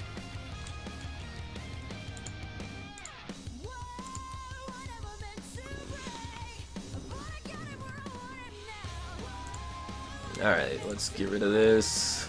Probably get rid of this too. We want to just have minions on curve in this matchup. Unstable Portal's a little bit better later usually. Unless you get like the right minion out of it. But we never do that, so let's do this. We got Mana Worm and Clockwork Gnome and no 2-drop. So I want to go Mana Worm, Coin, Clockwork Gnome. Hopefully I can draw a 2-drop in the next 2 draws to make that worthwhile. Otherwise it's kind of awkward. So I kind of want that Unstable Portal back now that we got the Mana Worm. I would have kept it if we had the Mana Worm in hand. Because then it's not so much of a loss in tempo if you get a shitty card off of it. Alright, so curve choices we have Mana Worm, Coin, Clockwork Gnome, which is the most aggressive start. Or we have Clockwork Gnome into Coin Tinkertown Technician, hopefully, if he just like passes, and then Spider Tank. And then Blast Mage. I think it's a bit safer, I think I'm going to go with that. I'm not confident in my ability to top deck a 2-drop here. If I had drawn a 2-drop there, I'd definitely go with the other line, but it's under 50% chance that I top deck the 2-drop I need, so might as well take the play that's not unlikely. Alright, now we got the 3-3, 4-5 curve. We're just gonna skip this Mana Worm. You kinda have to do that a lot of the times with Coin. If he has Swipe here, he can clear our board, but it's okay. We got the perfect stat minion drop to drop afterwards. Then we got Blast Mage to follow it up, so we're looking good. Looking good. Versing Switch is pretty good at dealing with Ancient of War, if he innervates that out, because we can change it to just have 5 toughness, basically just uproot the thing. You can also deal with Belchers quite efficiently as well. A lot of the Druid taunts that just have a lot more health than attack. Very, very good card. One of the best spare parts. The only other good spare part in this matchup really is like the freezing spare part, because just slowing down any sort of minion they play that doesn't have taunt is extremely powerful against Druid. Like Ancient Allure or something, you can just freeze that and go face, and then pretty much set up lethals. So one of the 2 best spare parts. Very good, very good. Hero Power pass, power turn.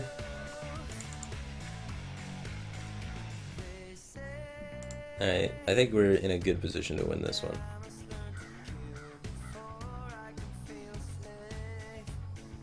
I want to get the mech down here so that I can play Blast Mage next turn.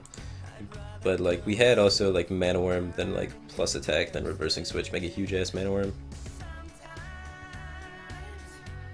The 4/4 Mana Worm for 3 mana. Alright, that's not good.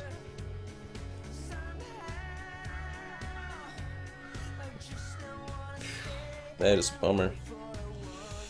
I mean, we got 7 damage on the table, so we could kill it.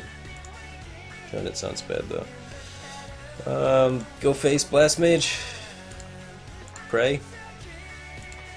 Win. Boombots, be nice. Be nice. Be nice. Yeah, solid.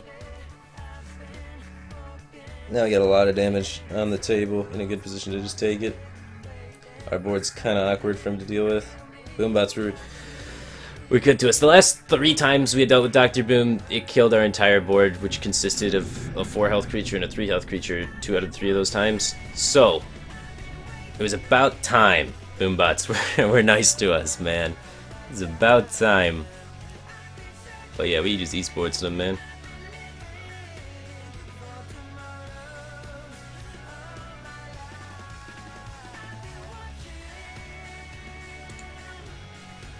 Wrath. And what else? Wrath Roar, huh? That is not a good turn for him.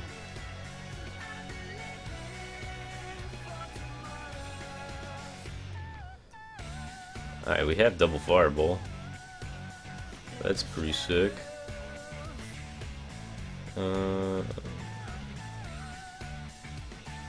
What if we just like Mana Worm, Snow Chugger, reversing switch?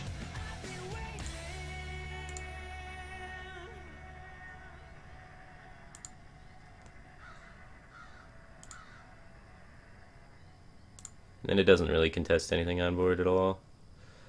Let me just like buff this thing's attack through the roof. Seems like a solid line. Then we don't have to fireball it, so we save that for face damage. And it's not like that guy's gonna help him anyway. He just used his roar that would help it allow trade up. So hopefully he doesn't run Argus in his druid. It's very uncommon. I'm sure there's a guy that does it. He hasn't done any indications that his token druid though, and that seems like the only archetype Argus would be seen in. Keeper of the Grove.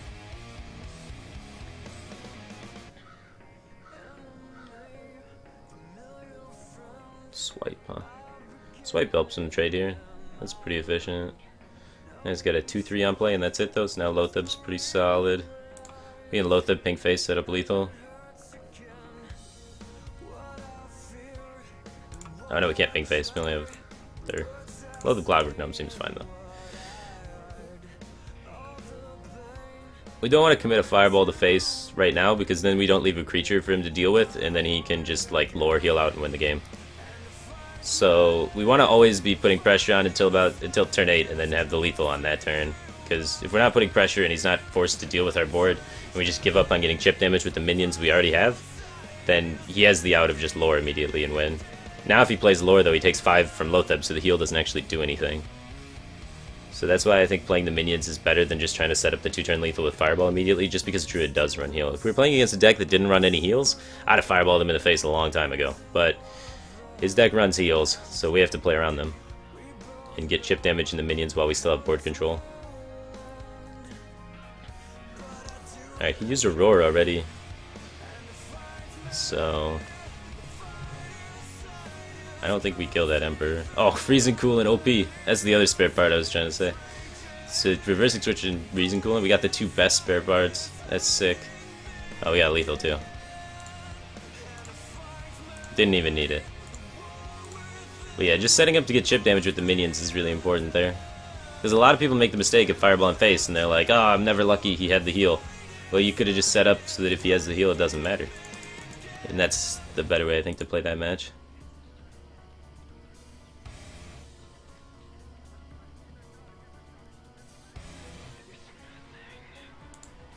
Alright, let's go. Almost rank 1. I mean, we didn't need the top deck, though. We were going to win without it. But yeah, the top deck. Always esports, always esports, yeah. I'm so lucky. I'm so lucky. But yeah, we didn't need the top deck to win. We had the game. Priest. Uh-oh, Deathlord Priest is back for another go. We got kind of lucky against the last Deathlord Priest. Hopefully we can do the same thing. Alright. We want to pull you off a Deathlord. Clockwork Gnomes don't usually do enough. I have the coin. I want a coin 2-drop into 2-drop. 2-drop into 2-drop. There we go. Mech Warper Frostbolt. Hopefully we can pick up a Spider Tank. That's the dream card.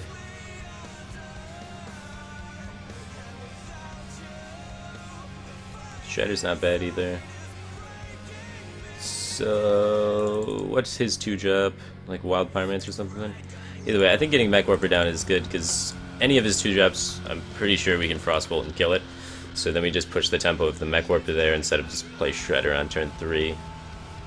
Otherwise, then next turn we're stuck with Frostbolting, and then we don't develop anything, and then we'd have to like coin Shredder, and then we're just down a Mech Warper on the field. Mech Warper is a legitimate threat, especially when we have 2 minions on the field against his 1 minion, then he needs a removal spell, otherwise Blast Mage goes off. It's sick. Hopefully he doesn't have the Dark Cultist here or the Injured Blade Master. Sweet. Oh, Zombie Chow's a bummer. Zombie Chow gives him the ability to possibly remove both of our minions. And we don't have any way to weave that Annoyatron in there too efficiently. I mean, we could play Annoyatron and then ping here, trade there. Is that better? What is he gonna do? He could blow us out with Shadow Madness. What else? Basically just Shadow Madness, right? Let me guarantee the mech for Blast Mage, which is really good, but we don't get to play a Shredder this turn. Shredder's so good. I don't know, that's actually really tough. I don't know which way to take this turn. Shredder into Shredder seems too strong. Too strong to pass up. I think I'm going to go Shredder into Shredder, but there's definitely an argument for going an Annoyatron ping trade there. Just trying to milk value off that Mech Warper and then get the Blast Mage down and follow that up with Loatheb and then try and go double Shredder after that. Because if you can get it to stick through all of that, you definitely win the game.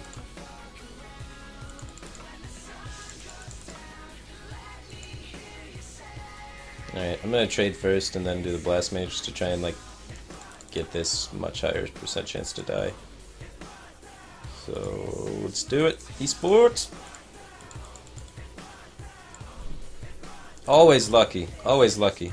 That Firebat guy, he always gets so lucky.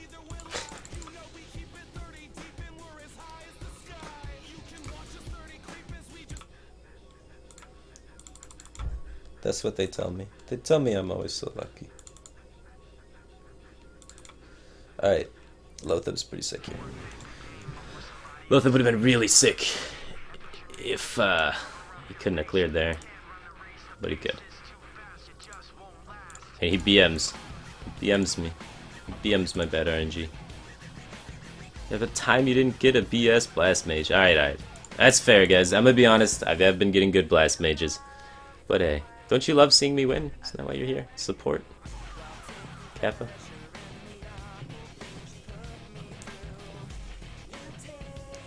Alright, now we gotta start thinking about Cabal, which gets weird. Or say screw it. Got another Blast Mage, I like that card a lot. He won't betray me this time. He can't betray you twice in a row, that never happens. I say Snow Chugga. Hits for 2. Has 3 toughness. Alright. Blast Mage didn't screw me this time. See?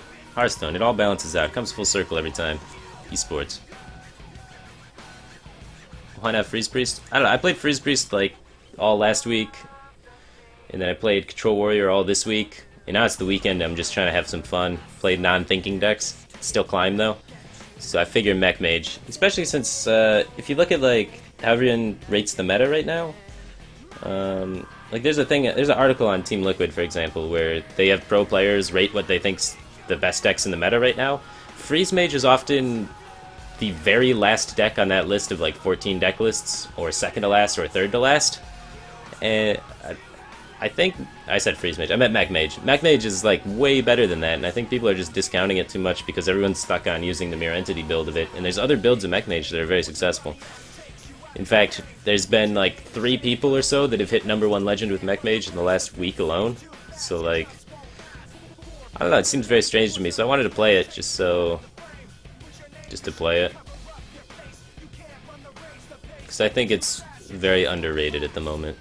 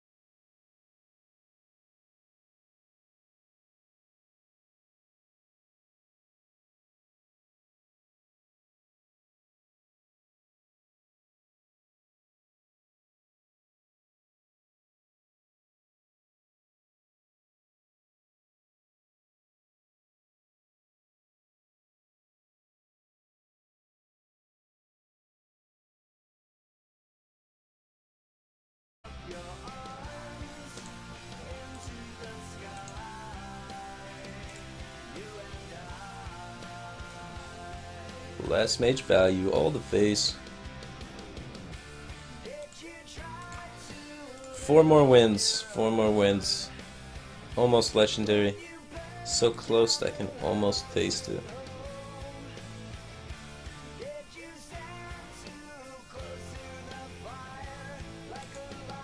Well, he can't Aldor and Consecrate, but he can Equality and Consecrate. And then we don't have... I don't know. We don't have an 8-8. The 8-8, man.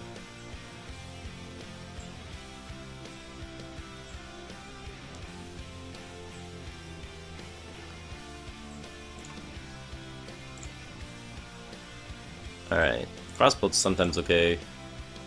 They make coin out a 2-drop or whatever, but against Aggro Paladin, I think we just need more of the 1-drop. Getting the 1-drop's really important against Aggro Paladin. We got a 1-drop. Not the 1-drop, though. We wanted the other one, but, I mean, can't be too greedy. We got a 1-drop. I'm proud of us.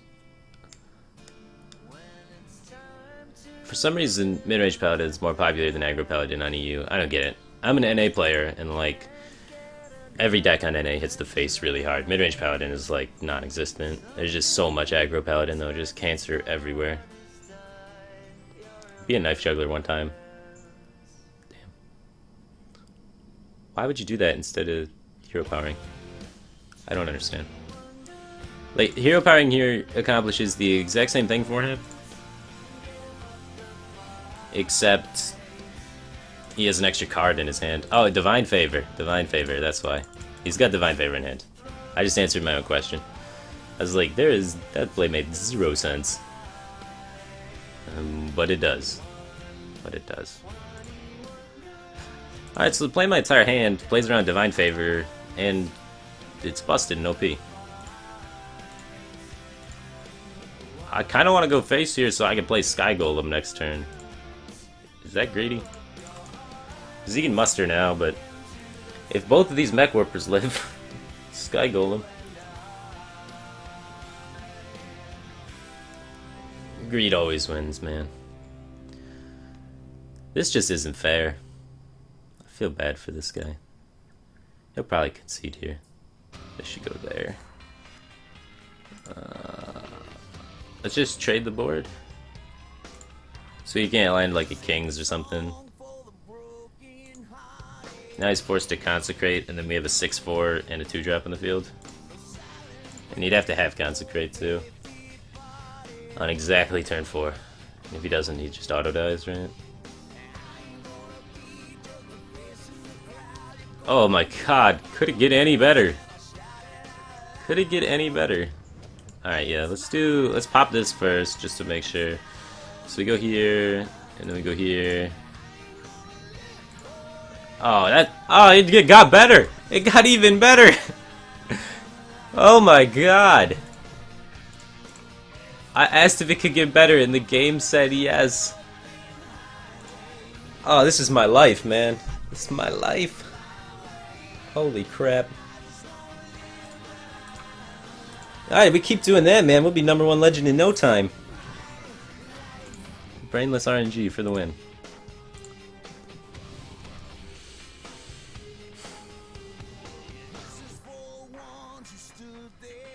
That was gross again. Back-to-back disgusting games. RNG. I live by the RNG. Alright, this guy again. He's got to be pretty shaken. Hopefully we can do something just as ridiculous.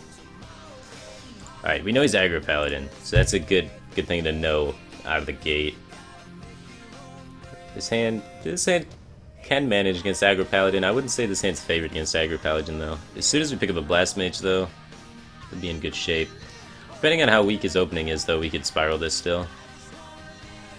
That's not a weak opening. That's a 1-drop on 1. Oh, baby. We got Mech Warper shenanigans again. Hopefully no Blessing and Might plus 1-drop. Because that's killer with the Argent Squire start. Ah, man, this guy's got a good curve. I'm sensing a comeback for him. Alright, let's get the old Mech Warper coin. Snow Chugga, just get immediate value out there. I like popping the shell here. Everything on our board can trade with that guy, so that having no shield seems okay.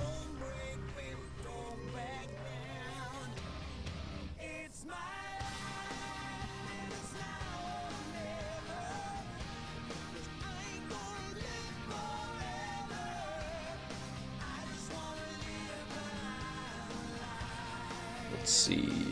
No muster? No muster, no muster. Just got the Argent Protector again. Always Argent Protector. That's fine. Still got a mech on the table. So we can do this. Freeze his face. Kill a 2/2. We could do... what else? We could do Unstable Portal Shenanigans. We could do Frostbolt Cog. I think Tinkertown's the best of them, the options. I want to kill... I don't know if there's Paladin Mech Synergy. Probably doesn't run Youthful Brewmasters. Killing this one makes the most sense. I want to freeze face because True Silver can actually punish us pretty hard here. So just denying True Silver is good. Slow him down as much as possible. Hopefully he's got a True Silver in his hand and he's stuck with it and can't use it. Unfortunately he does not. He has kings. That is going straight to the dome. Trading, huh? No, I didn't think so. Alright, what do we do here? Because now we gotta think. We could push 6 damage with a tempo and then try and just freeze that thing forever. We could trade into it to develop another minion. You put her on Consecrate, trade in with the 4/4 Frostbolt this. We could just kill it, and then if we trade both of our minions into it, and then we could, well, we just trade this one in this turn, go there, play a Snow Chugga, and then set up a deal with what we're doing next turn. That doesn't seem good. I definitely want to do this. I definitely want to Snow Chugga the face. Question is Unstable Portal or Snow Chugga number 2, or Cogmaster Whirling Blades is an option. Kind of like Cogmaster Whirling Blades for the damage output, but getting 2 Chuggas on the field sounds really dirty. But this damage output's really good, and this trades with that, so it sets up that trade. Then we go here. Empty our cart hand for Divine Favor as well. Keep the face frozen so True Silver's deactivated. So I think this sets up for our trades the best, plays around Conk the best. Gets us in a good position to take this game. Even if he conks, we have the Snow Chugga that can then trade into the thing. Alright, where's our Blast Mage, man? As soon as we find Blast Mage, this game will be locked up. Uh-oh. Indicates he might have a True Silver. Let's see what we can do with this portal. Vol'jin, that would have been good to have. Vol'jin doesn't do much here, because we can't Vol'jin ping yet. Vol'jin ping doesn't work. We can't Vol'jin much. We want to do this. And then I guess we just develop 2 minions, kill the owl.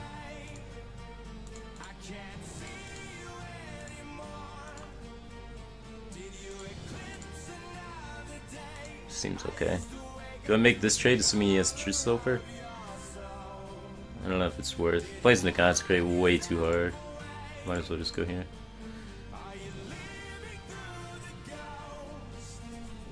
Yeah, he has True Silver.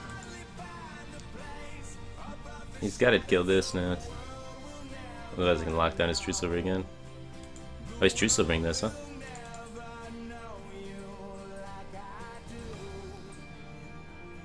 See, I don't get that.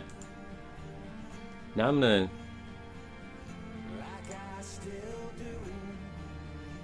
Huh. Alright, then let's just freeze this. Get a card out of our hand, freeze his face. It seems interesting to me that he left the Snow Chugga up there.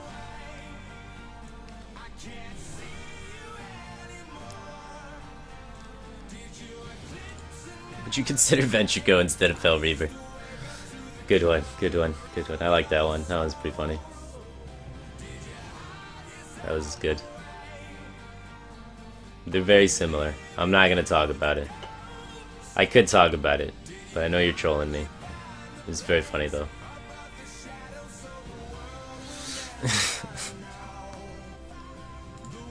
Oh, he taunts it up. Goodbye, Fireball.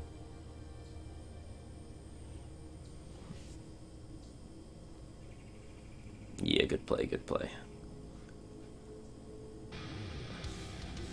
The true Blast Mage that turn. We had him. Alright, 2 games, 2 games.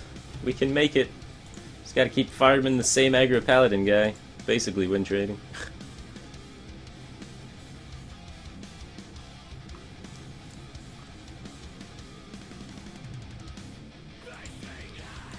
Two games, all it takes. 2 victories and we're there. Alright, we coin flipping against a hunter. Let's do it, esports. That's looking like a good esports hand so far. I'm gonna keep all of it and hope he misses his 1-drop. Oh shit, he kept 2 cards. Maybe I should have waited first. So I want to go coin 1 into 1 and then freeze 2-drop. Oh, mid-range. We can do this now. This pass. Doesn't give him any good onboard trades unless he has Glaive-Zuka. Hopefully he doesn't have Glaive-Zuka. It's pretty uncommon in mid-range hunter. Cool beans. Trade.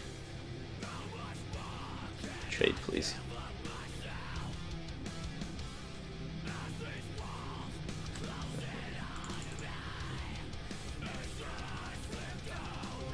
Noyatron, good top deck. Top decking and wrecking. Hopefully it sticks. We get the coin Blast Mage.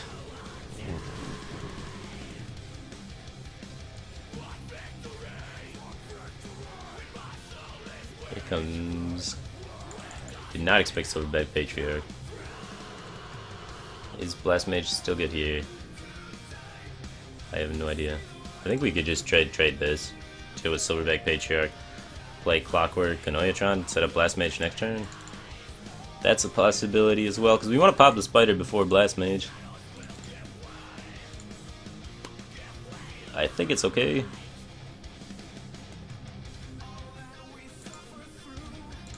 What a weird card to interact with. And I want Clockwork Gnome in the middle for future Shredder placement. I guess I could add this in the middle as well. This doesn't really matter at this state. Not really getting too much benefit out of this coin though. Just that board did not look too good for Blast Mage. Alright, we need a mech to stick. Oh my god, we could get esported. Holy smokes, the blowout is real. Alright. We need one of these to miss. Miss! Miss! Holy crap. Holy smokes. That could have been huge. We got coin Sky Golem next turn. Okay, that worked out. It wasn't best possible outcome, but still good outcome. The problem is it's so weak to Freezing Trap.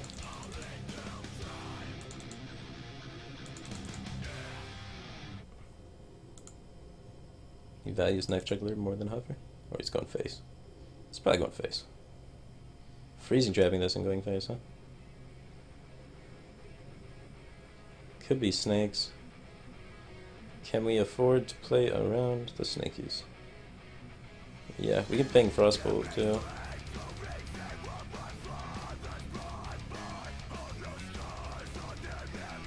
Alright, so do I want to get this Freezing Trap? Yes. Okay. It's unstable portal.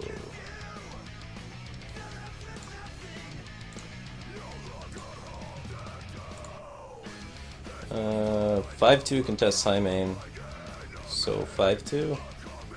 2-5 contests hunter minions better. Contest the hover on board, honestly. So let's just do that. And Frostbolt this. We got board control, we got card advantage, we got higher value cards in our hand, hopefully. He has a high main, we got a mechanical high main. We got a Fel Reaver. Yep. We got Blast Mage next turn. I like the mechanical high main here. Hopefully we can set up a Blast Mage for next turn with this. So this goes here, we deal with it. He's probably going to face, let's be honest. If he Houndmasters it, he's got a Houndmaster in hand. We can still kill it after the fact. It's more awkward. I think if he Houndmasters it in trades, we just Blast Mage first, hopefully it pops it, and then use this to kill a 2-2.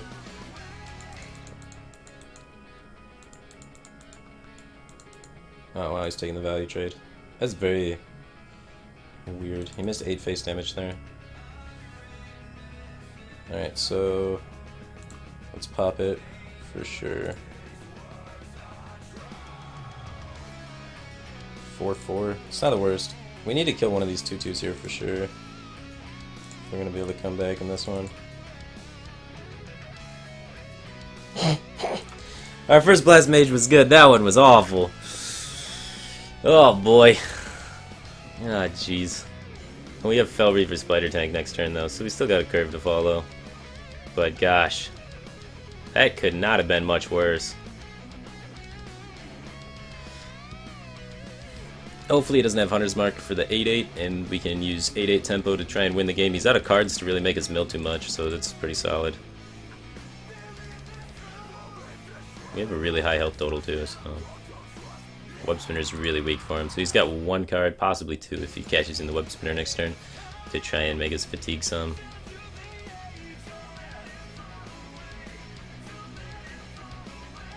Two, three, 4, 5. Alright, let's do the old Fel Reaver and then just taunt it up. We need time more than anything, because top deck mode I think we win majority of the time. So I'll taunt up the Fel Reaver, force him to have to deal with that, take a value trade. Try and buy some time here. He's only got 7 damage on board, so he needs something else to be able to get through it. So hopefully he can buy us enough time to win the game. Kill command off the top is brutal. It allows him to kill it perfectly. God darn it. No expensive, high powerful beast. He's got 1 kill command left now, so like pushing for lethal, we should be not too afraid. 2 quick shots possibly. Definitely 1 quick shot. Alright, we wanted him to have a small beast there. He got the largest possible one, so that is a little unlucky, I'd have to say. Alright, we can freeze it though. Set up to try and take tempo back next turn. So if we freeze it, then we can do, we ping it and freeze it. Seems good.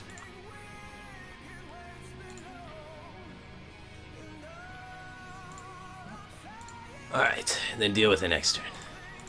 We got board control, kinda, because we're gonna get a 3-3 out of this even though we lose a 3-4. As long as it doesn't top deck a big beast. Alright, freezing trap doesn't matter.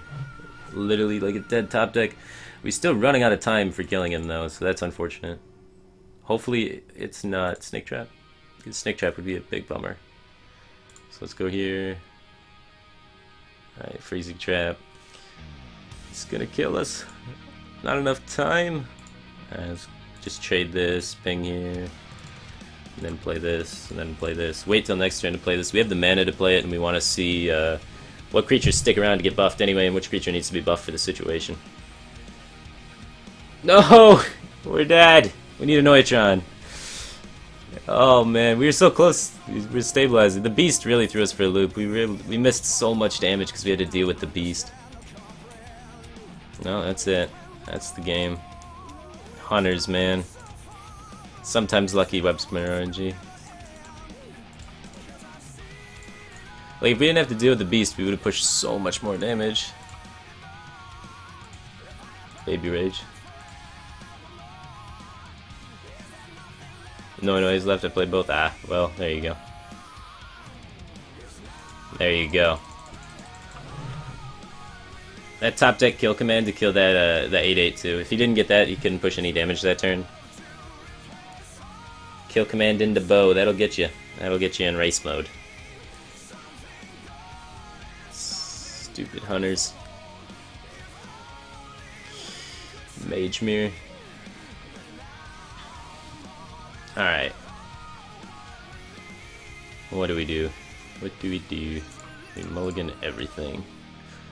Mage is too much of like a grindy matchup to hold a blast mage, especially off coin. Sometimes on coin you can hold a blast mage off the mulligan, especially if you got like a 2-drop or something, and it'll work. But off coin, really need a mulligan more aggressively for 1 and 2 drops.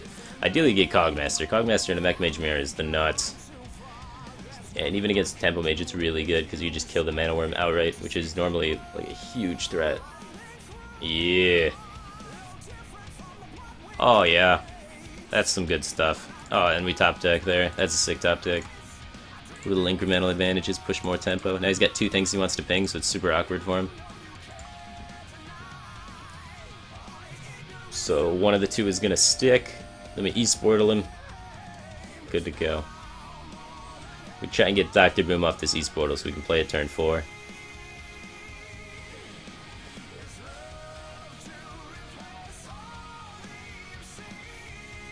Scientist. Interesting. Oh yeah, he's Temple Mage. Temple Mage is what that means. Ooh, that's a good card. Do I want to kill the Scientist to protect my minions? I probably do. Otherwise he gets value trades. Might as well not give him that. Play around Vaporize, attack with this one first. Okay.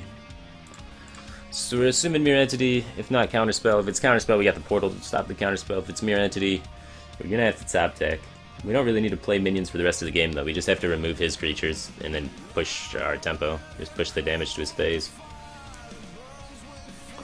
So 7, 8, 9.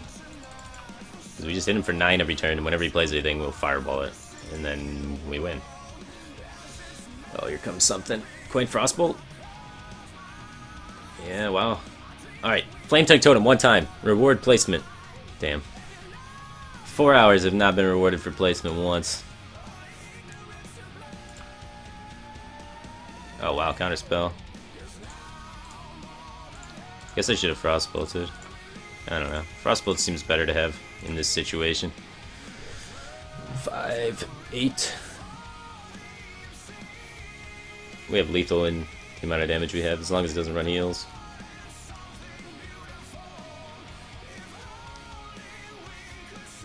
Assuming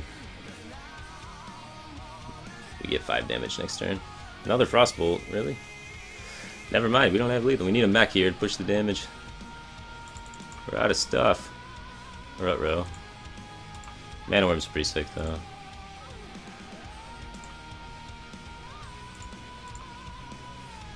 So next turn we have 6, 9, 10, 11, 12, 13.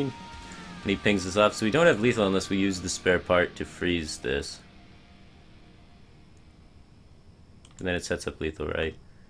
This would be 2, 3, 4, 7, 13, 14. We can't ping in the same turn, so it doesn't set up lethal. If we could ping in the same turn, I'd totally just freeze that, try and set up lethal. And we can't Frostbolt the face this turn, because then we can't play all the mana either. So, no reason to do it. No reason to do it. Doesn't set up lethal. I really think all those spells are going that direction anyway, though, so we probably could have Frostbolted face, but doesn't set up lethal, so it's probably not correct to do it. We may come into a situation where he has heals or something, we need to go with an alternate route.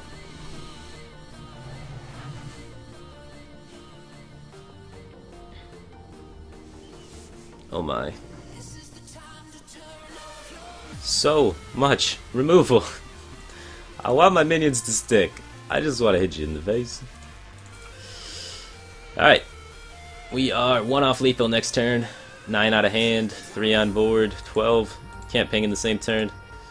We can set him to 1. Unless the unstable portals some heal here. Or taunt. Don't do it to me. Turn off your mind and play some Mech Mage. I just want to hit him in the face. Mogar the Ogre. Oh my god, we got 50-50 to hit him in the face. 50-50. Let's go. We could fireball it. But, let's roll those dice. Got him. Let's just, like... We want to play around the Lothab, right? And that's his unstable portal card, so hopefully he doesn't have any heals. So let me ping face and just do that. Protect our guy. Okay. So if he low thubs, we still got him. He needs heal. No heal bot. Oh god, counterspell. Why did I use that spare part? I'm an idiot. Shit. Alright. Well, it's 50-50.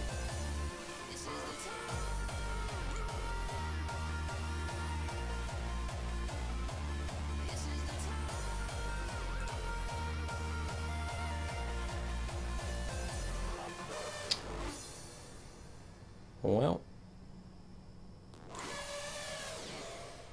Ah, there we go. Okay. Face. Simple concept. We did it. 2 games away, boys. 2 games. EU legendary, NA legendary. All the servers that matter legendary. I mean, we're working on Asia. I kid, I kid.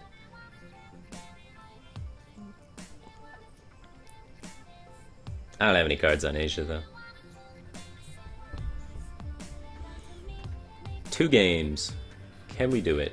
Patron Warrior is going to be a bitch, but we'll see what we can do. This hand seems pretty gnarly. No coin, though, is kind of awkward with it.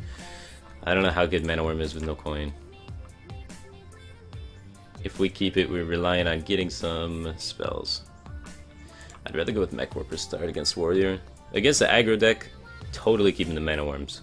1-3 is actually a sick body against aggro. So against Hunter or something like that, that's nuts. And especially since you want to be removing their minions early anyway.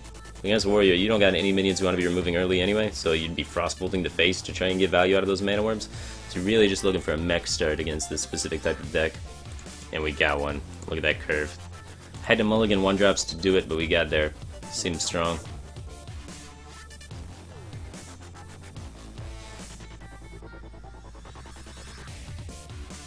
What about Africa server? Is there an Africa server? I don't have cards there either, but we're working on it. Always working on it.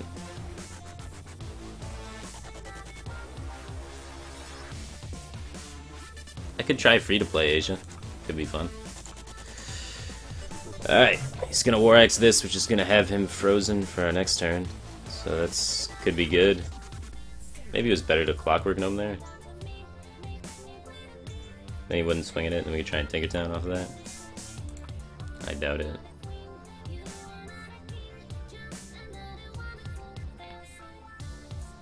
Alright, well. That's what we got! This doesn't look good, team. He had the War Axe. You generally lose if they have the War Axe, especially if they're Patron. If they're Control Warrior, you can come back from the War Axe. If they're Patron and they have the War Axe, you're dead. Because you don't get any chip damage in, and then they just Patron you, and then you die. This is fun and balanced. We're trying, though. So hopefully not Patron. Sometimes lucky. I was leaning away from Patron a little bit.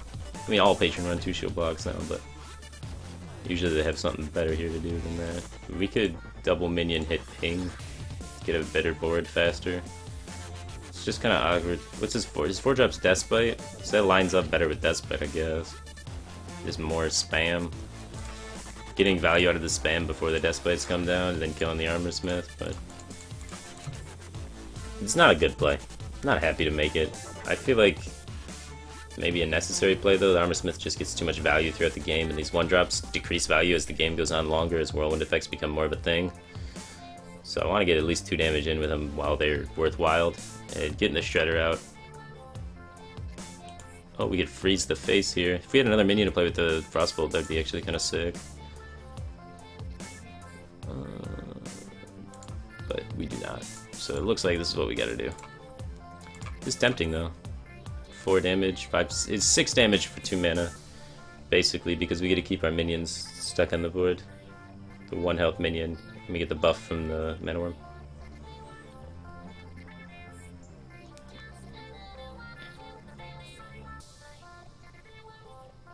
No Belcher. Or Patron. Patron would suck. Oh, Jesus. No! He's got the nuts! Alright, we lost. He had War Axe into Patron Enrage Whirlwind. Or Patron Enrage Deathspite. This guy's deck is crazy. I can't compete with a deck like this. No, but actually we could come back from here because we can deal with all of the patrons, right? No, this needed to be 3 attack, then we could deal with all the patrons. Well... So we got Frostbolt here, and then we got trade into the 3-2, and then we have Cogmaster Timer Winder. It's manageable. In the loosest sense of terms. Alright. What a play, what a play. Alright, we got Boom following this up. If we top deck into some Fel Reavers and he has no executes, we got a shot. That's the best we got there, though. A long shot. We need him to have an armor pass turn, and then we need to play Boom, and he armor passes again.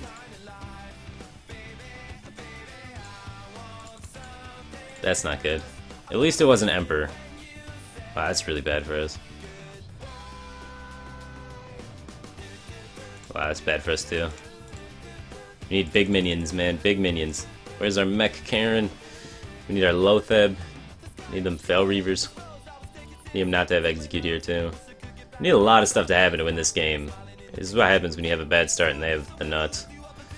You just keep living on a dream. Alright, clear his board. Make sure he doesn't have Execute. Alright, that's good. No Execute, and we're in it.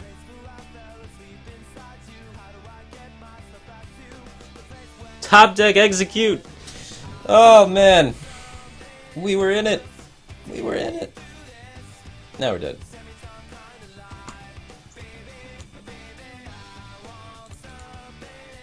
Alright. We top deck Lotheb, he doesn't deal with any of this. He has no more weapons, maybe. He doesn't play a weapon here. Can't deal with this board. Doesn't have a Patron combo. He just armor passes. Doesn't actually have any more cycle. We can push a lot of damage, get a Lotheb down, lock him out, win the game. Got a plan.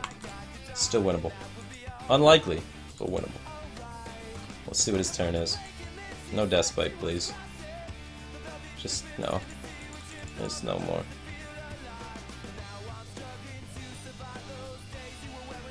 Battle Rage for 1, that's good. It's weak so far. No Gnomish. No Despite. What do you got? Brawl.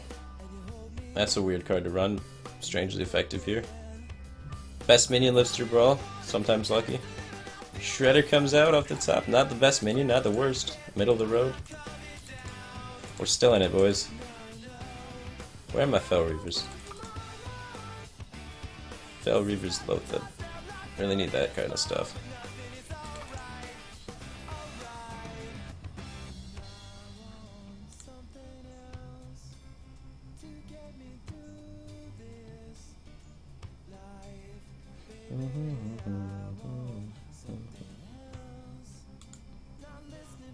Chair's not streaming today? Nah, it's lazy Saturday. I'm not pulling out the chair. We're going couch style.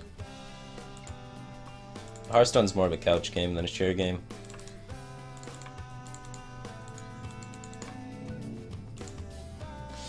Ugh.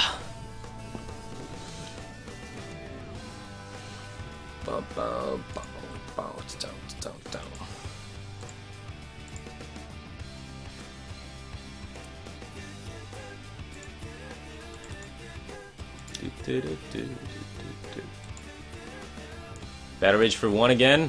Looking promising. Not Emperor. Alright, good. It's not Emperor. No Acolyte behind this. Alright, alright. He runs weird things like Brawl. We got a shot. Unstable Portal. Make my dreams come true. This is the game right here. This is our chance to come back. Give me like Gazrilla. I want like Ragnaros, Gazrilla. Something good. Let's do it. Let's do it. Deathwing. Do I play this? That's the real question here. Is like, do I just drop a Deathwing? I don't know. Maybe I wait for him to go off on patrons and I play this. We gotta conceal the Deathwing. Alright. Gotta hide it. Where's my overlay? I can't pick it up and put it over the overlay. I don't. Oh yeah, my overlays. Alright, good. Hide it. We can't let him know. We can't let him know.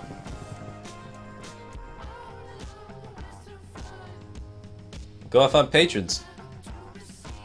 There's nothing I can do if he goes off on patrons, guys. No way I can compete with patrons. Okay. Got the shredder in the middle.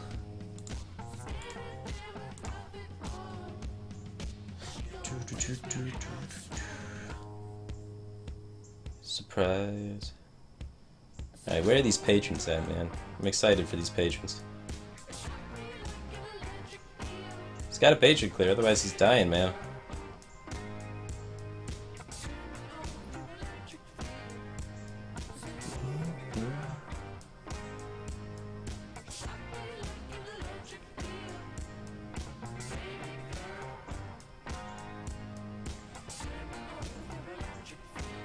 Alright, here they come, here comes the patrons.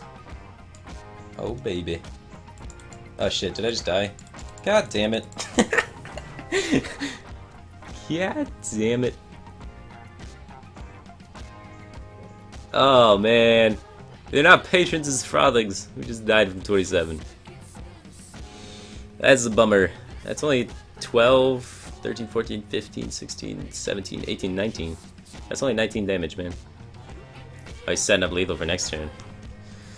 Alright, so we have 7, 8, 9, 10. If 2 of these go face, we have lethal, and we don't play Deathwing, and there's a low chance that 2 actually go face. So all face Deathwing looks like it's the play. And we gotta hope to live. Alright, we get a 2-drop out of this, so it's not all bad. Oh baby. It's a good 2-drop.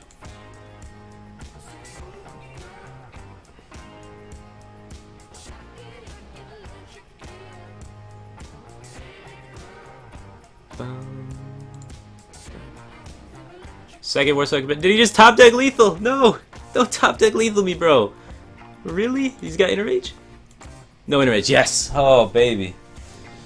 Holy crap. We got there with the Deathwing. 1 game away, final boss. We're gonna return to this stream right after these commercial messages. We'll be right back 60 seconds and then we take on the final boss, become champion of the world, legendary rank. All the fame and the glory and the fangirls from legendary. Alright, be right back. Ugh.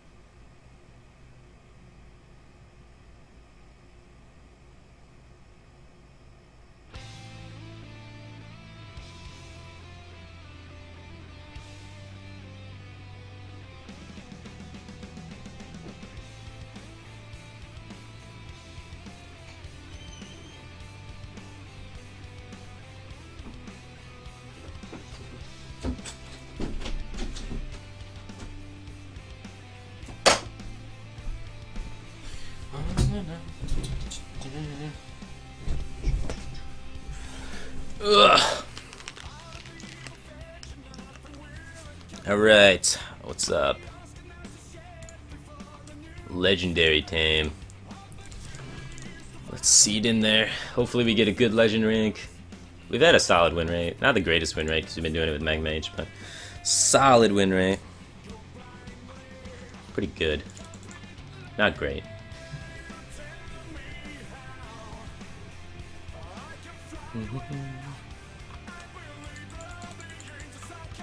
From rank 5 to legend in 4 hours. It's a pretty good time. Martin Creek. Probably Patron Warrior. We got Anoyatron. This is a really greedy mulligan, but could work out. Greed for the win. Not rewarded. We want to go 1-2, coin 4-4. The dream. I'm only getting one card trying to get it. Very greedy. But it's kind of how you have to play against Warrior. I mean, worst case though, these minions are high value, so if he doesn't hit his curve, which is very common for Warrior not to have the solid curve, then it's still fine. You just miss one and go 2-4-4. The 1 is not that important in this matchup. It's more important to have the 4s than it is to have the 1-drop.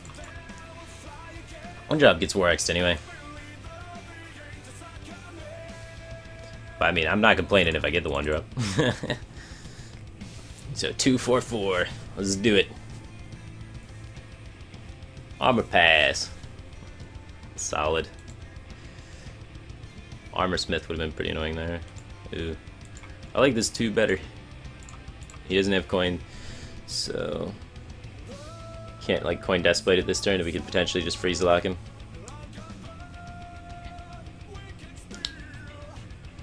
Armor pass. Let's do it. Let's do it.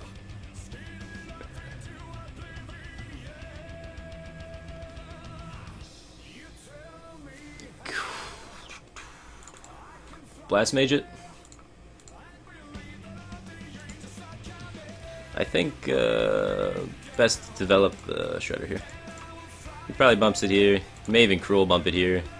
Get 2 cards off of it and kill our Snowchugga. And that's like worst possible case for us. But then we have Blast Mage in the backswing. Kills the 2-2. And we're fine. He gets 2 cards, kills the Snowchugga. Then he Deathblights our Blast Mage, and we hit him in the face with the Shredder twice during those transactions. We got 9 burn following it. Doesn't seem all that bad. It's like, we need like 2 more minions though to stick it out. Either 2 more minions or like 1 more burn spell. We probably have enough damage. What do you got, buddy? You are touching a lot of cards. The final boss. He's thinking deep. Gnomish, that means patron warrior. Interesting. Now my Snowchugga can freely just go face, so I like that. Before I had to like think and deal with this Acolyte crap. It's just much better for me. I can keep his face pros and deactivate Deathbite. Really solid.